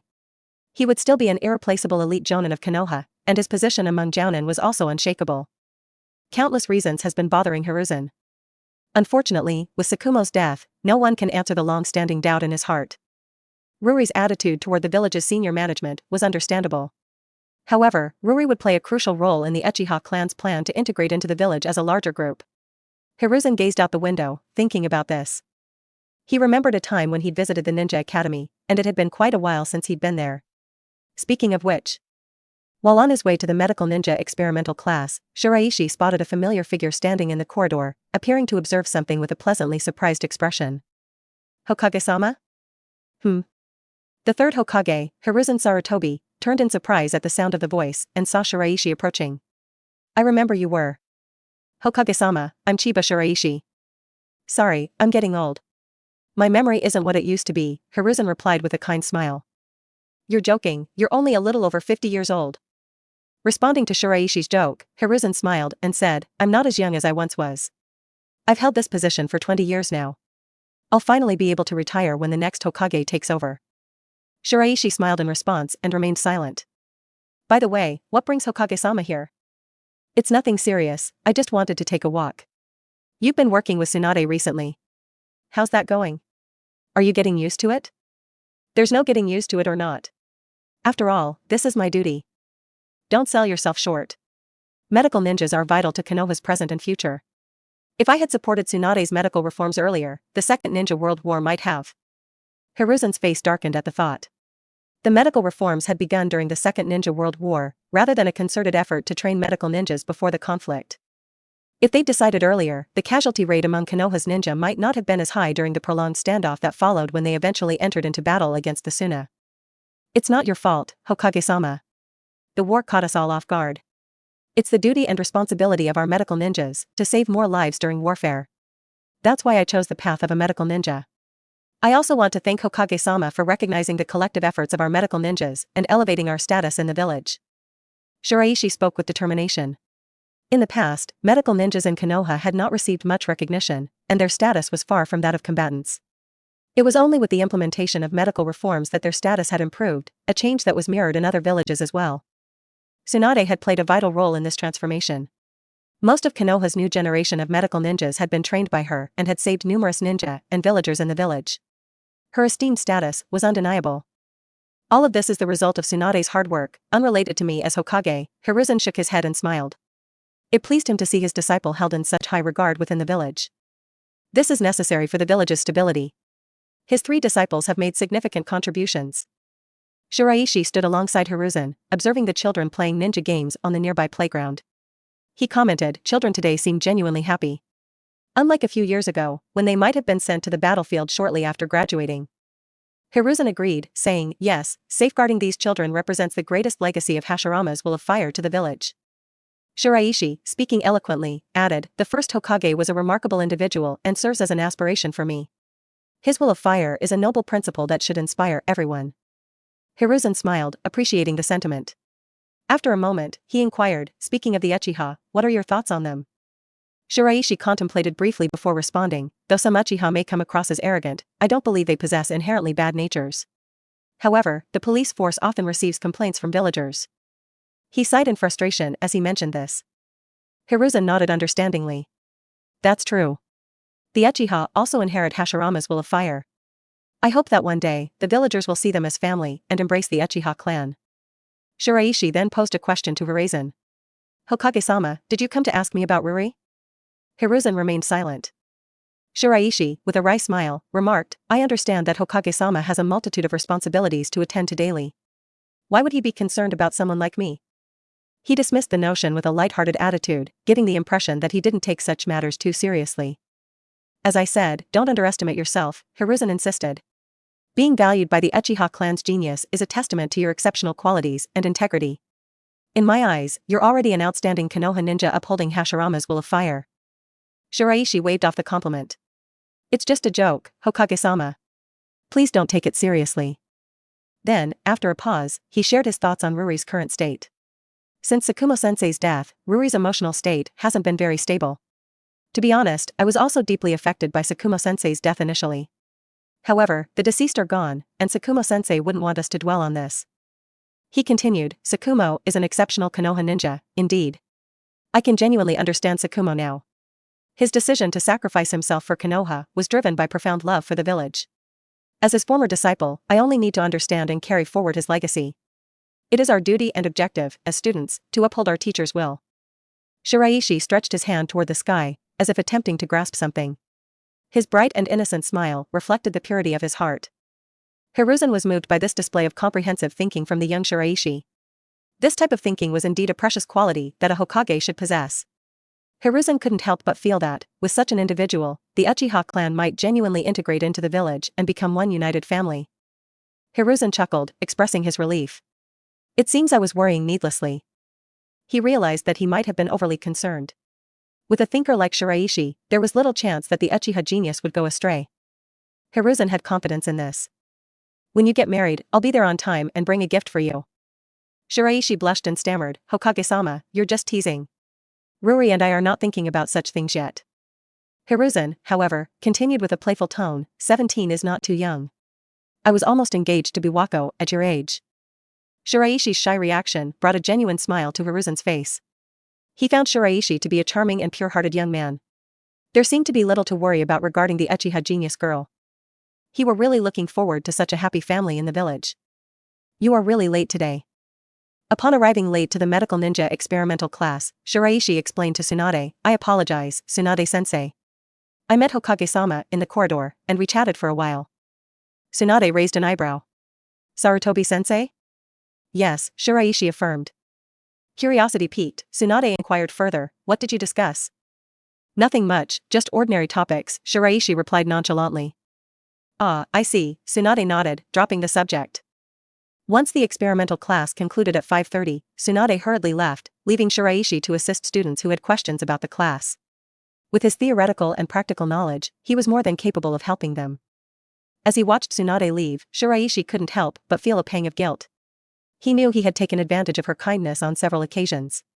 However, it was necessary to avoid further complications. Shiraishi couldn't predict if Hokage-sama would engage him in conversation again soon. Shiraishi understood that talking too much could lead to unwanted attention.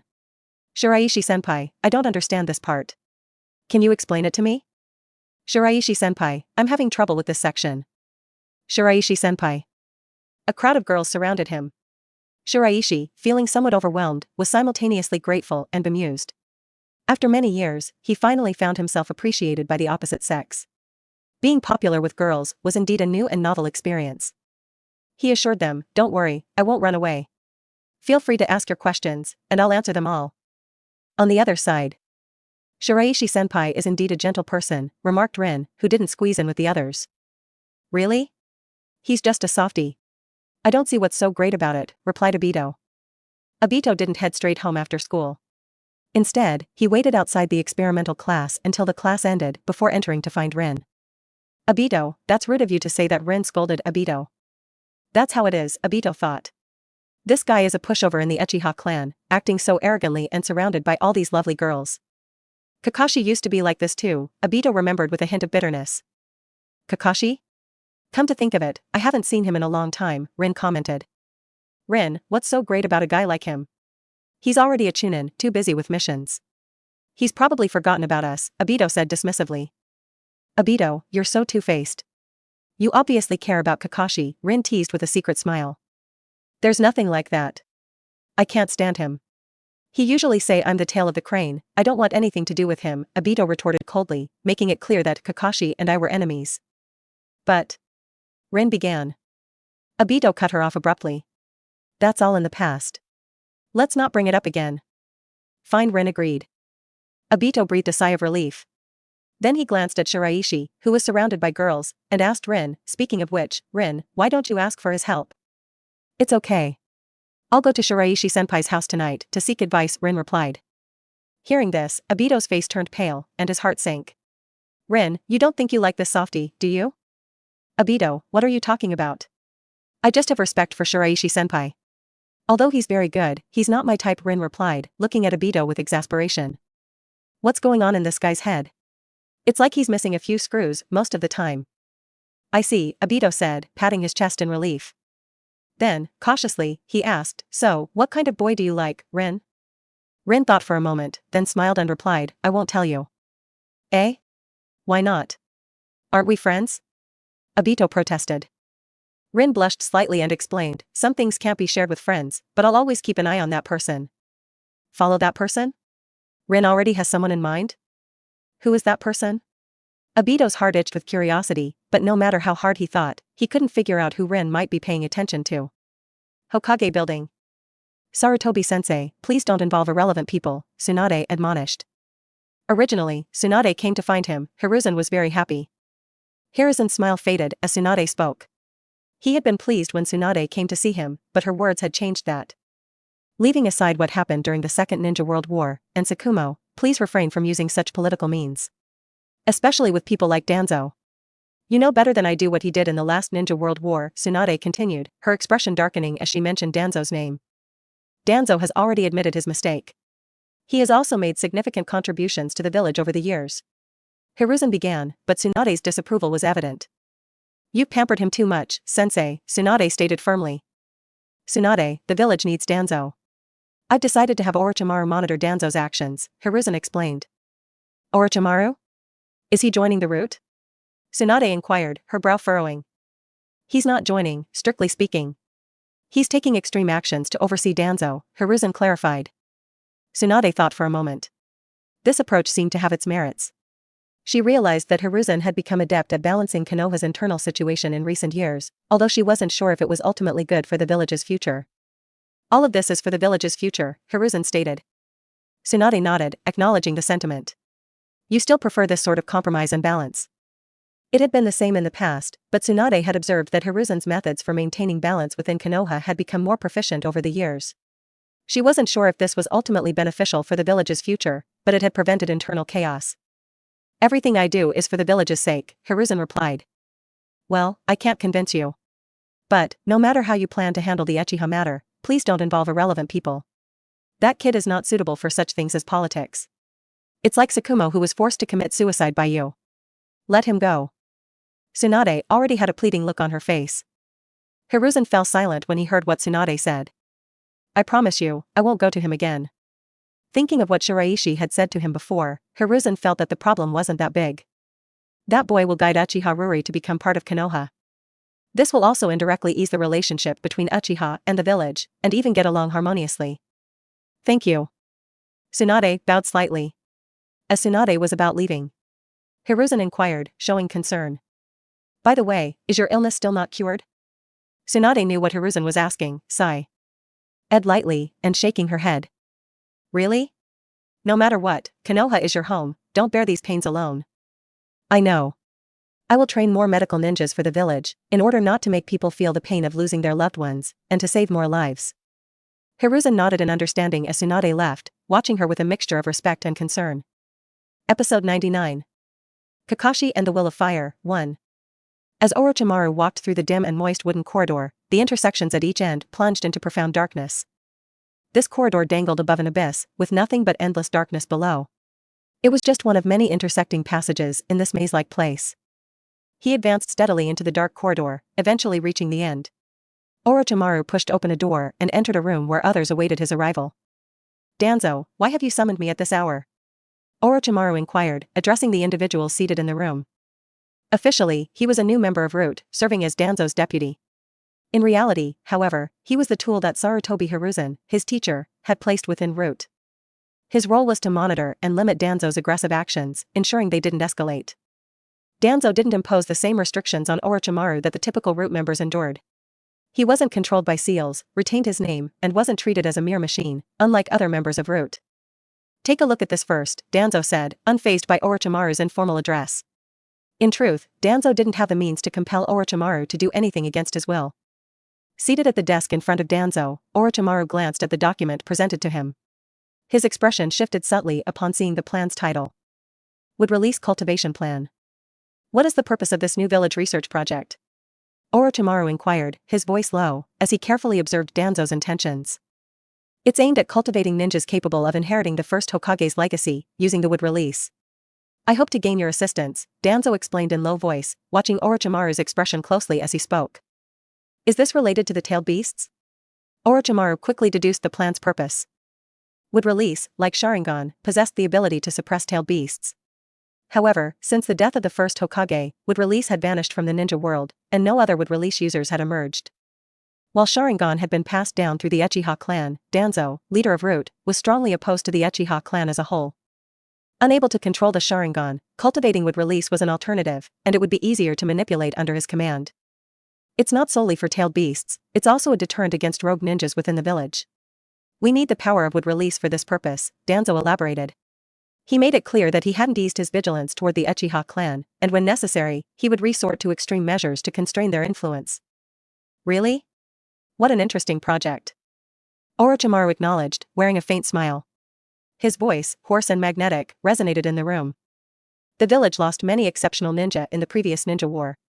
We can't predict when the next war will occur. This is also an investment in the village's future. The power of wood release, which has quelled troubled times, will become a sharper weapon than White Fang's, Danzo explained, his tone resolute. Tsukumo's death had dealt a severe blow to Konoha, as he had been responsible for disrupting enemy rear lines during the war. He posed a significant threat to all nations. Now, they needed a formidable weapon to replace White Fang and deter other nations while securing Konoha's defense. Is Tsunade aware of this plan? Orochimaru questioned, aware that the cultivation of wood release required the extraction of cellular energy from the first Hokage's remains, a practice that defiled the sage's remains. Given Tsunade's character, she would never condone such a procedure and might even create a significant controversy in high-level meetings. Of course, she mustn't find out. Her knowledge of this would only complicate matters, Danzo replied with a stoic expression, his thoughts hidden behind a facade. So, Sarutobi-sensei has approved of this plan, then? Orochimaru speculated. Without Hiruzen's approval, Orochimaru couldn't believe that Danzo would have the audacity to tamper with wood release. Moreover, the root's power alone wouldn't be sufficient to study this unique ability. You catch on quickly, you truly are the most talented among the three of you. Your intellect, knowledge, and understanding of ninjutsu play a crucial role in advancing this project, Danzo complimented Orochimaru's talents without hesitation. It appears that Sarutobi-sensei placed me en route not only to monitor you, but also to contribute to this cause, Orochimaru remarked, having understood the situation. As long as it benefited the village, he was willing to proceed. The second Hokage, Tobirama Senju, whom Orochimaru admired greatly, had developed numerous forbidden jutsus through human experimentation. These techniques had given rise to various schools of ninjutsu and benefited many Konoha ninjas. In this village, many things remain hidden, and most of these concealed secrets have secret origins. The executor of Konoha's darker operations asked, "Where can I locate the materials?" Don't worry about this. Volunteers from the village have already been screened and will cooperate in the experiment. Good, that's one less concern for me, Orochimaru acknowledged, nodding. The experiment is scheduled for next week. I need to review the details and make necessary preparations. Orochimaru stated before departing the meeting room with the plan in hand. As he walked out of the secret room, Orochimaru surveyed the path ahead, shrouded in darkness. He then glanced down at the plan and mused to himself, would release. I wonder how many lives will be sacrificed this time. Life is so fragile and cheap. After briefly reflecting on these sentiments, he lifted his head, fixed his gaze forward, and stepped confidently into the enveloping darkness. October had arrived, and the weather grew colder. In the forest, a group of 4 individuals were racing through the terrain. Hey, Kakashi, slow down, a Konoha ninja in a Chunin uniform called out to Kakashi, who was leading the charge. Kakashi turned his head for a moment to glance back at his Chunin teammate, who was carrying an injured ninja on his back, obviously struggling to keep up. Kakashi stopped and stated indifferently, throw him away, the 3 of us will continue to complete the mission. What? What did you say? The Chunin stared at Kakashi in disbelief. This was unexpected coming from Kakashi. Kakashi had often spoken provocatively in the past, but this time, he had crossed a line for this Chunin. You're kidding, right? Do you even understand what it means to be a Konoha ninja? How can you say something like that? The Chunin angrily retorted. Are you truly a ninja? You should revisit the basics of ninja training in the academy. Remember, completing the mission is a ninja's ultimate purpose. Since he is a burden, with no combat power, and he will only drag the three of us, so don't worry about him, just leave him here. Or, kill him. Kakashi retorted coldly. Kakashi took out a kunai and threw it at the Chunin's feet, letting him make a decision. His father, Tsukumo, chose to save a companion during mission. He was slandered by rumors. And the suicide also proved his father's guilty conscience and fragility. So, what he has to do now is to choose the mission. A companion who has been seriously injured in the mission, unable to provide combat, or even dragging his teammates down, should be abandoned with the mission taking priority. This was Kakashi's thought for the right path now. Do you know what you're talking about? You are also a Konoha ninja, how could you say such thing? Are you really a ninja? You should go back to the academy for your naive thoughts. Don't forget that completing the mission is the path that a ninja should really choose. Kakashi stared at the Chunin coldly. You brat. The Chunin reacted and roared angrily. The Chunin clenched his teeth, visibly agitated. Kakashi offered no further response. Instead, he turned and walked away, his white fan on his back. He moved forward alone. Captain, did you see that? He actually said that. He's so frustrating. Despite his talent, he's insufferable, the Chunin complained, his frustration evident. Let it go. Kakashi doesn't mean any harm, the mission is what's important, the Jonin captain replied, shaking his head. In theory, Kakashi's suggestion was a valid choice. However, he couldn't easily disregard a teammate's life. Captain, when we return, please request a replacement for Kakashi. He's a black sheep on our team, the Chunin requested. I'll bring it up with Hokage-sama, the captain assured him.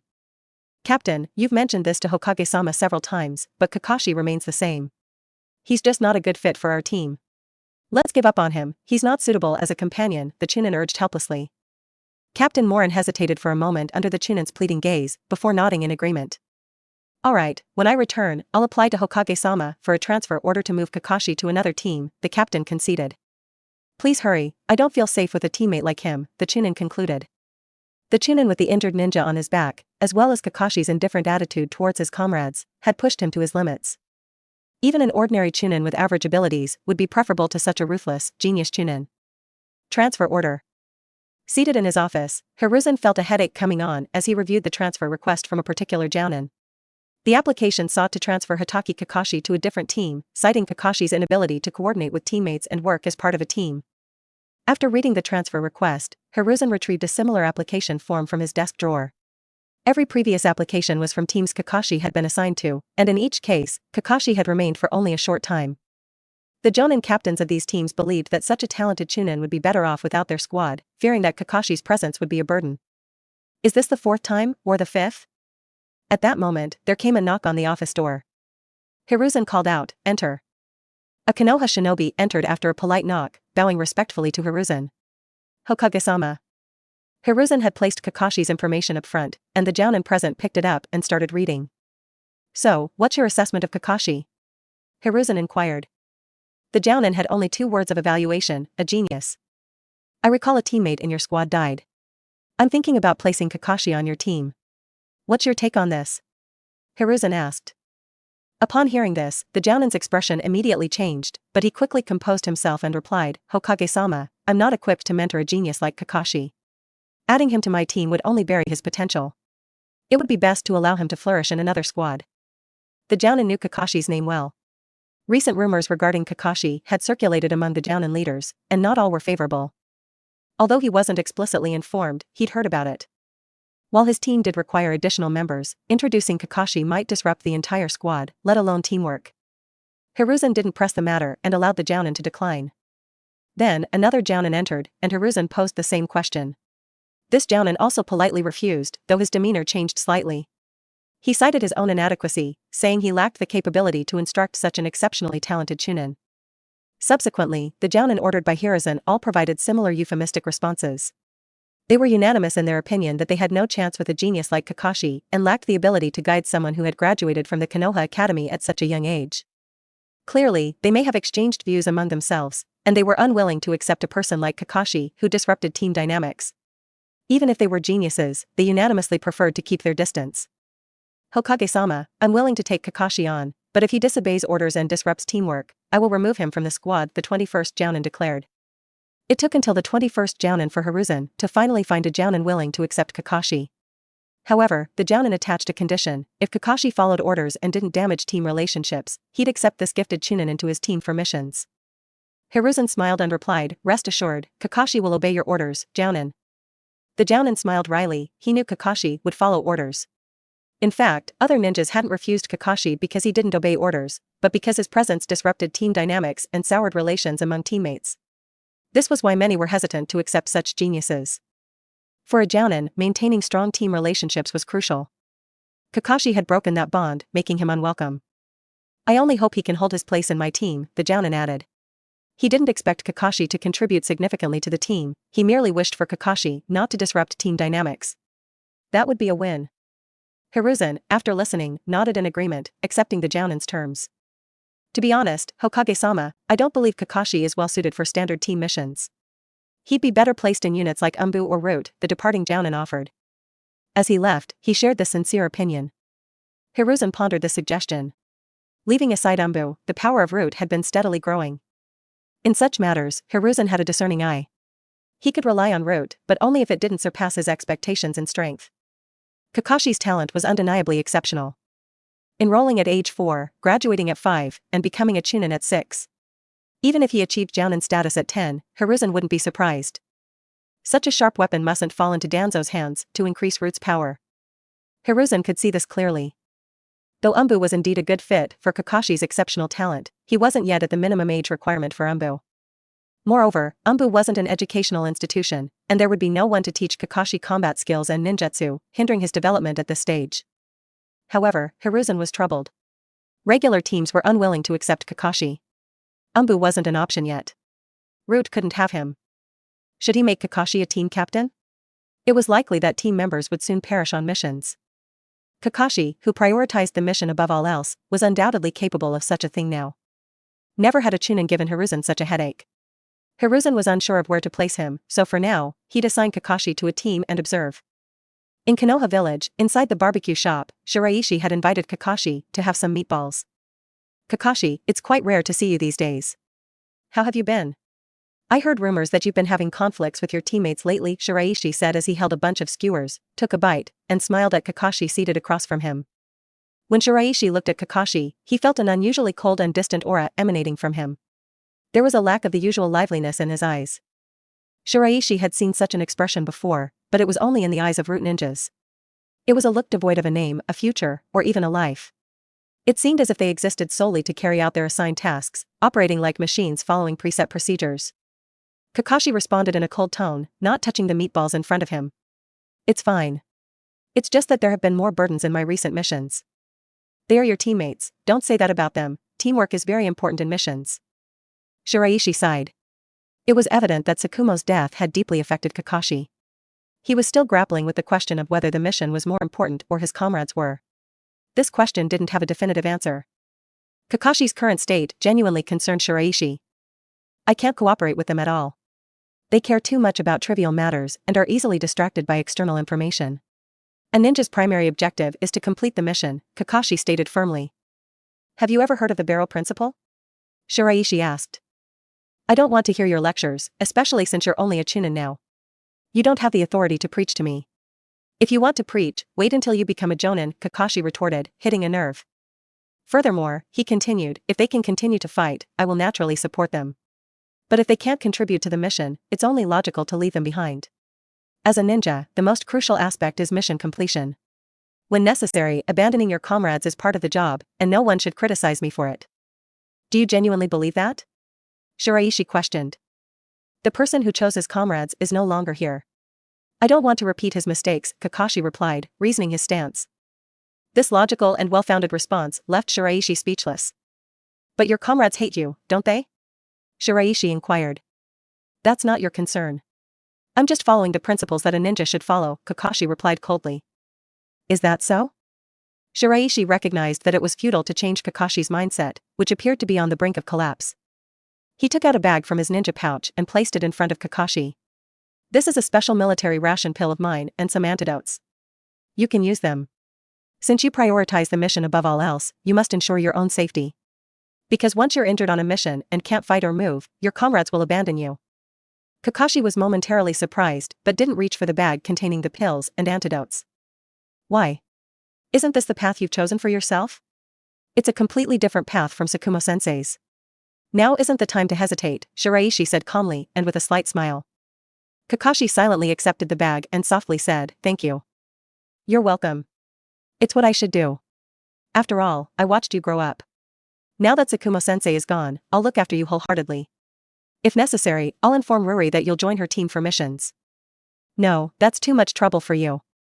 I'll take care of myself," Kakashi declined Shiraishi's proposal. Shiraishi didn't insist and continued eating his skewers quietly. "If there's nothing else, I'll head to practice," Kakashi announced as he stood up. Just as he was about to leave, Shiraishi's voice called out from behind, "Kakashi, do you think Tsukumo-sensei made a wrong choice back then?" Kakashi responded, "Yes, that's why I'm taking a different path from him." With those words, he had essentially rejected the path his father Tsukumo had chosen. A path he considered wrong. The route Kakashi was now taking was what he believed a true ninja should follow.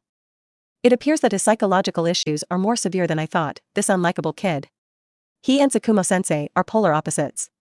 Are they really father and son?" When Tsukumo-sensei was at Konoha Hospital, he couldn't have made a mistake, could he? Shiraishi mused while finishing his meal. Although Kakashi hadn't been very likable before, he had never uttered such cold words with such a stoic expression. But the time was nearing, it was the time when one might question the will of fire. In other words, after experiencing these events, Kakashi's heart may have begun to waver. His aloof demeanor was perhaps a facade, a disguise of inner strength. What had triggered Kakashi's conflicting thoughts was undoubtedly the current atmosphere in Konoha. A boring and twisted village. Episode 100. Kakashi and the Will of Fire, 2. Kakashi's new team stood at Konoha's gate. "This mission is classified as a B-rank mission." The Jonin addressed his 3 team members with a grave expression. "A B-level mission? That's quite rare," one of the Chunin said, clearly surprised by the Jonin's words. The other Chunin in the team nodded in agreement. Typically, missions were of the C level, with B-level missions involving actual battles between ninja. "Who's the target we're escorting?" Kakashi inquired, more concerned with the mission's details than its level. In response to Kakashi's question, the 2 Chunin exchanged glances and subtly took a step back, clearly hesitant to be closely associated with him. The Jonin sighed inwardly, expecting this reaction. He had assigned Kakashi to his team out of necessity. On one hand, it was a directive from the Hokage, and on the other hand, his team needed an enhancement in combat capabilities. Adding Kakashi to the team was meant to address this deficiency. Unfortunately, Kakashi's problem wasn't a lack of strength. His promotion to Chunin at such a young age was a testament to his prowess. "We're protecting a caravan from the Land of Ghost," the Jonin replied. "Land of Ghost? Isn't that quite far away?" Kakashi and the others frowned upon hearing this. The Land of Demons, a neutral country in the world, bordered the Land of Snow and the Land of Earth to the north, the Land of Hot Springs and the Land of Bears to the south, and faced the Land of Water and the Land of Thunder across the sea to the west. Despite its proximity to many countries, it did not share a border with the Land of Fire. The land and the Land of Fire were separated by several countries, requiring a long journey to reach. "Don't worry, we won't need to go all the way to the Land of Demons.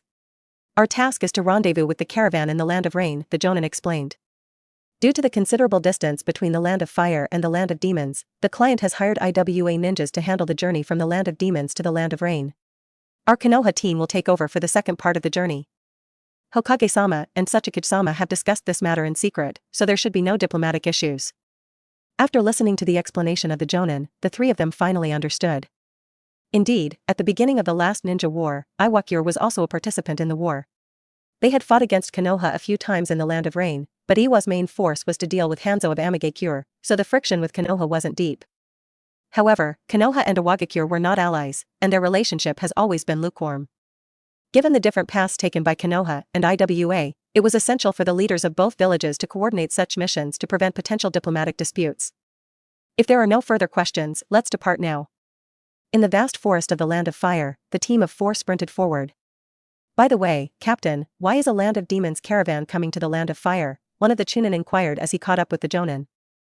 During the journey, conversation was a welcome distraction from the boring travel. The Jonin responded, "Actually, this time, the escorted caravan is establishing a presence within Konoha."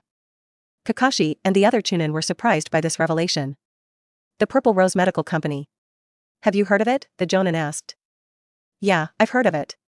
Although it's a relatively new company, their drugs are superior to others on the market. They've even gained sales in several neighboring countries, making quite a profit," one of the Chunin acknowledged. "That's correct.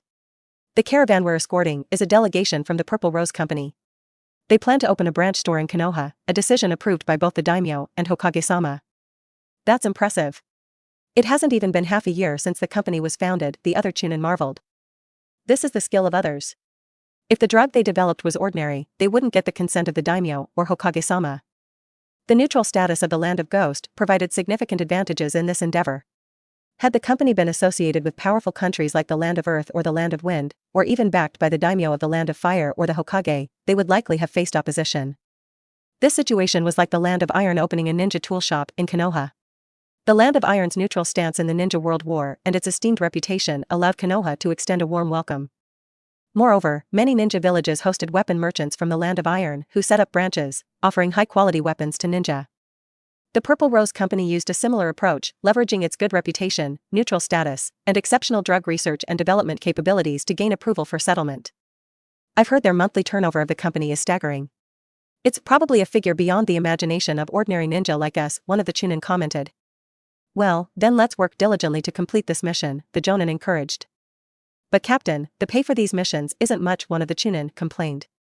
Indeed, missions at the D level and C level didn't yield substantial rewards. After purchasing necessary ninja tools, there was often little money left. That's the way it is. Perhaps you can find part-time work during your free time. That's not possible. We need to focus on training in our spare time. Ninjas need to build their strength to tackle higher-level missions, which offer greater rewards, Kakashi explained. Good point, the Jonin nodded. In the ninja world, the lower a ninja's strength, the lower the level of missions they could undertake, resulting in smaller rewards. Upon careful reflection, the life of a ninja isn't exactly lucrative. It's only when you're at the level Jonin that things could start to change slightly. Completing an A-level mission pays a minimum of over 100,000 taels, and S-level missions can fetch several 100,000 taels for a successful completion. Alright, let's pick up the pace. We need to reach the rendezvous point in the Land of Rain as soon as possible. Be vigilant when we arrive, the environment there can be quite chaotic. Yes. The Jonin leading the team emphasized, and Kakashi and his comrades nodded in agreement. Though they hadn't gone deeply into the Land of Rain, they were aware of its turbulent domestic situation, plagued by rampant banditry and infiltrated by rogue ninjas. The Land of Rain, near its northern border.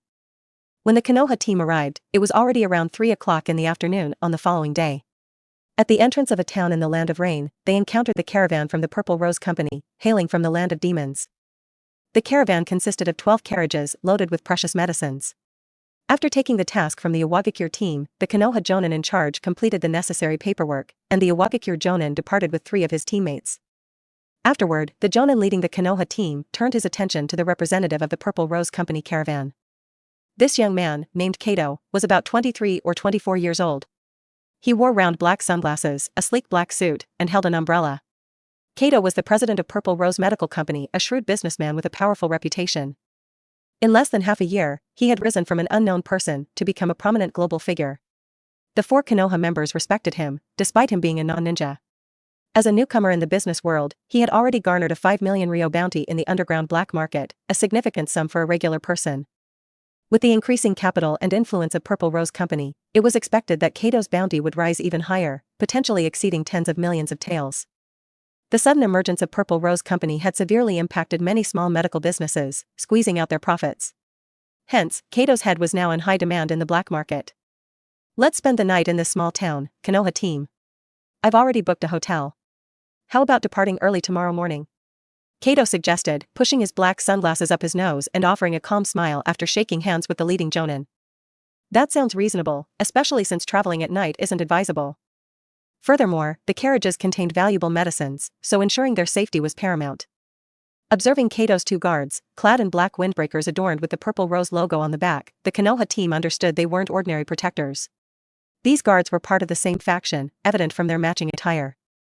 Additionally, around the 12 carriages, nearly 24 guards, similarly outfitted in black windbreakers with the Purple Rose logo, stood guard. This emphasized the caravan's immense value and the need for heightened protection. This, however, wasn't the Konoha team's concern. Their duty was to safely escort the company's delegation to Konoha. The rest of the business dealings were Hokage's responsibility. The following morning, Konoha's 4 ninja team, accompanied by the guards from the company, set off towards the Land of Fire with 12 carriages laden with medicines. Due to the precious cargo, the convoy moved at a slow pace. It wasn't until 2 o'clock in the afternoon that they reached the border between the land of rain and the land of fire. Kato-san, we'll pass through the canyon ahead. A bit further, and we'll reach the land of fire's border. The Jonin pointed to the vast canyon shrouded in rain, guiding Kato.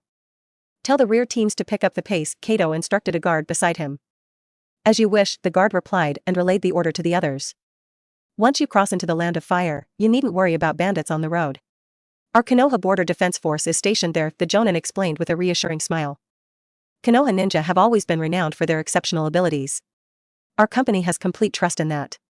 In fact, we approached this mission with the mindset of a mutually beneficial partnership, Kato responded, offering a warm smile in return. As the conversation continued, the convoy slowly entered the canyon. Here, the rainfall had decreased, but the muddy road still posed challenges. Not only was walking on foot difficult, but the convoy also had to slow down to safeguard the medicines in the carriages.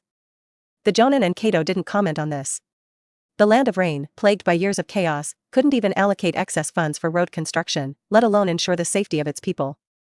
Captain Kakashi and the two Chunin approached the Jonin, speaking in hushed tones. Ah, I understand, the Jonin replied. Since entering the canyon, he had sensed an unusual atmosphere, a coldness mingling with the rain. Boom! An explosion rang out suddenly, but neither the guards nor the ninjas were too alarmed. As flames burst on the rock wall, massive rocks tumbled down. Kakashi acted swiftly, drawing his white fan from his back and slicing one of the falling rocks in half. Using another rock as a makeshift platform, he propelled himself toward the top of the rock wall. The captain and his two teammates joined him. They were met with a barrage of kunai and shuriken raining from the sky. Kato stood stoically, flanked by two guards in black windbreakers, who resembled unmoving pillars in the downpour. Half of the guards remained with the carriages, while the other half, along with the four ninjas, engaged the incoming attackers. They couldn't resist joining the fray as soon as we arrived here. It seems I overestimated these individuals, Kato commented, seated on a carriage's platform. Not disturbed by the sounds of battle around him, he continued, but I can't blame them, the allure of this batch of medicines is just too great. It's more like a sideshow. Let's wrap this up quickly, he added. Yes, replied the Jonin. Kakashi, while battling the attackers, quickly deduced their identities. They were samurai with some knowledge of chakra usage and rogue ninjas with rudimentary low-level ninjutsu skills. Their strength posed no significant threat to him, given his mastery of the white fang style. However, it might be a bit challenging for his two Chunin companions. He monitored their struggle closely, ensuring their safety. Although the pair was nearly struck several times during the intense battle, Kakashi was confident that with the Jonin nearby, their lives were not in danger. Therefore, he chose not to directly intervene, focusing instead on swiftly eliminating the enemy to secure the medicines. After 10 intense minutes, the battle concluded. Several minor injuries were sustained, but they had successfully defeated the attackers. Some, realizing the unfavorable situation, fled, and pursuit was deemed unnecessary. Kato-san, we can continue our journey, the Jonin said as he wiped blood from his clothes. The scent of blood was barely perceptible amidst the rain. As Kato pushed his sunglasses up his nose and gave the order for the convoy to proceed, Kakashi seemed to provoke a dispute. Hey, Kakashi, what's your deal? Didn't you see that we signaled for your help back there? The two Chunin who had cooperated with Kakashi for the first time were dissatisfied with his seemingly indifferent attitude during the battle. They were especially frustrated since they had been surrounded by numerous enemies. As I said, I assessed that the two of you were not in life-threatening danger. At that moment, the top priority was to eliminate the enemy as quickly as possible. Prolonging the battle would have put the convoy at greater risk. In comparison, the safety of this batch of medicines took precedence over yours, Kakashi explained bluntly. The faces of the two Chunin darkened, their dissatisfaction evident. What did you say? Do you have the guts to say that again? Aren't we teammates? One of them challenged, grabbing Kakashi's collar. As I mentioned, I believed that the two of you had the situation under control, and that expeditiously neutralizing the enemy was the most critical course of action. Kakashi retorted. Unwilling to prolong the argument, Kakashi turned away, confident that his decision had been correct. The Jounin intervened, scratching his head and attempting to alleviate the escalating tension among the team members. Alright, you three, let's not escalate things further. I was observing the situation too, and I can assure you that none of you were in immediate danger. We can't get along with him. The two Chunin reluctantly relented, proceeding to tend to their wounds. I simply aimed to minimize the risk of mission failure, Kakashi stated, still convinced that his decision had been the right one. The Jounin, scratching his head in exasperation, understood that dealing with Kakashi was more challenging than he'd anticipated. He had to concede that Kakashi's psychological issues were more complicated than he'd initially thought, and he gave up on correcting him. Perhaps it was best if some seasoned jonin could properly mentor this prodigious young ninja and send him on missions independently. Otherwise, if things persisted as they were, forming a cohesive team would be impossible. The jonin laughed in a light-hearted manner as he said, "Well, I'm sorry Kato-san, you've witnessed an embarrassing side of Konoha." "It appears that being a jonin is no easy feat," Kato sympathetically responded, prompting a wry smile from the captain. He recognized that Kakashi's issues ran deep, and he'd need more than basic correction. 2 days had passed, and the jonin captain arrived at Konoha, having successfully escorted the mission's target. After releasing Kakashi and the other team members, the jonin proceeded to the Hokage building to submit his mission report. "Thanks for your hard work," the Hokage greeted the jonin with a warm smile. "It's nothing. Although we encountered a minor incident on the road, it has been resolved, and the issue wasn't significant," the jonin replied. "I believe I have a good grasp of the situation," Hiruzen stated, his expression turning serious as he reviewed the captain's report. "Hokage-sama, is there anything else you'd like to discuss?" the jonin inquired. However, Hiruzen had a different question on his mind. "Kakashi, is there truly no way to address his issues?" he asked, concerned. "With my current abilities, I cannot help him overcome his problems. I can't predict how long he can remain on the team in this state, but it's likely that I'll need to find a replacement within a month," the jonin admitted. He understood why Kakashi had become the way he was, but he couldn't allow one team member to disrupt the teamwork of the entire team. His responsibility was to safeguard the team's collective interests, not cater to Kakashi alone. "I see. I'll carefully consider this matter. You may leave for now," Hiruzen replied. "Please excuse me, Hokage-sama," the jonin said, bowing respectfully before exiting the office. Once the captain had left, Hiruzen fell into deep thought. "Are we really considering placing him in Umbu?" he pondered, his brow furrowing. Kakashi was still too young, lacked experience, and had not yet reached the required level for Umbu. Furthermore, Hiruzen had reservations about inducting Kakashi into Umbu in his current state.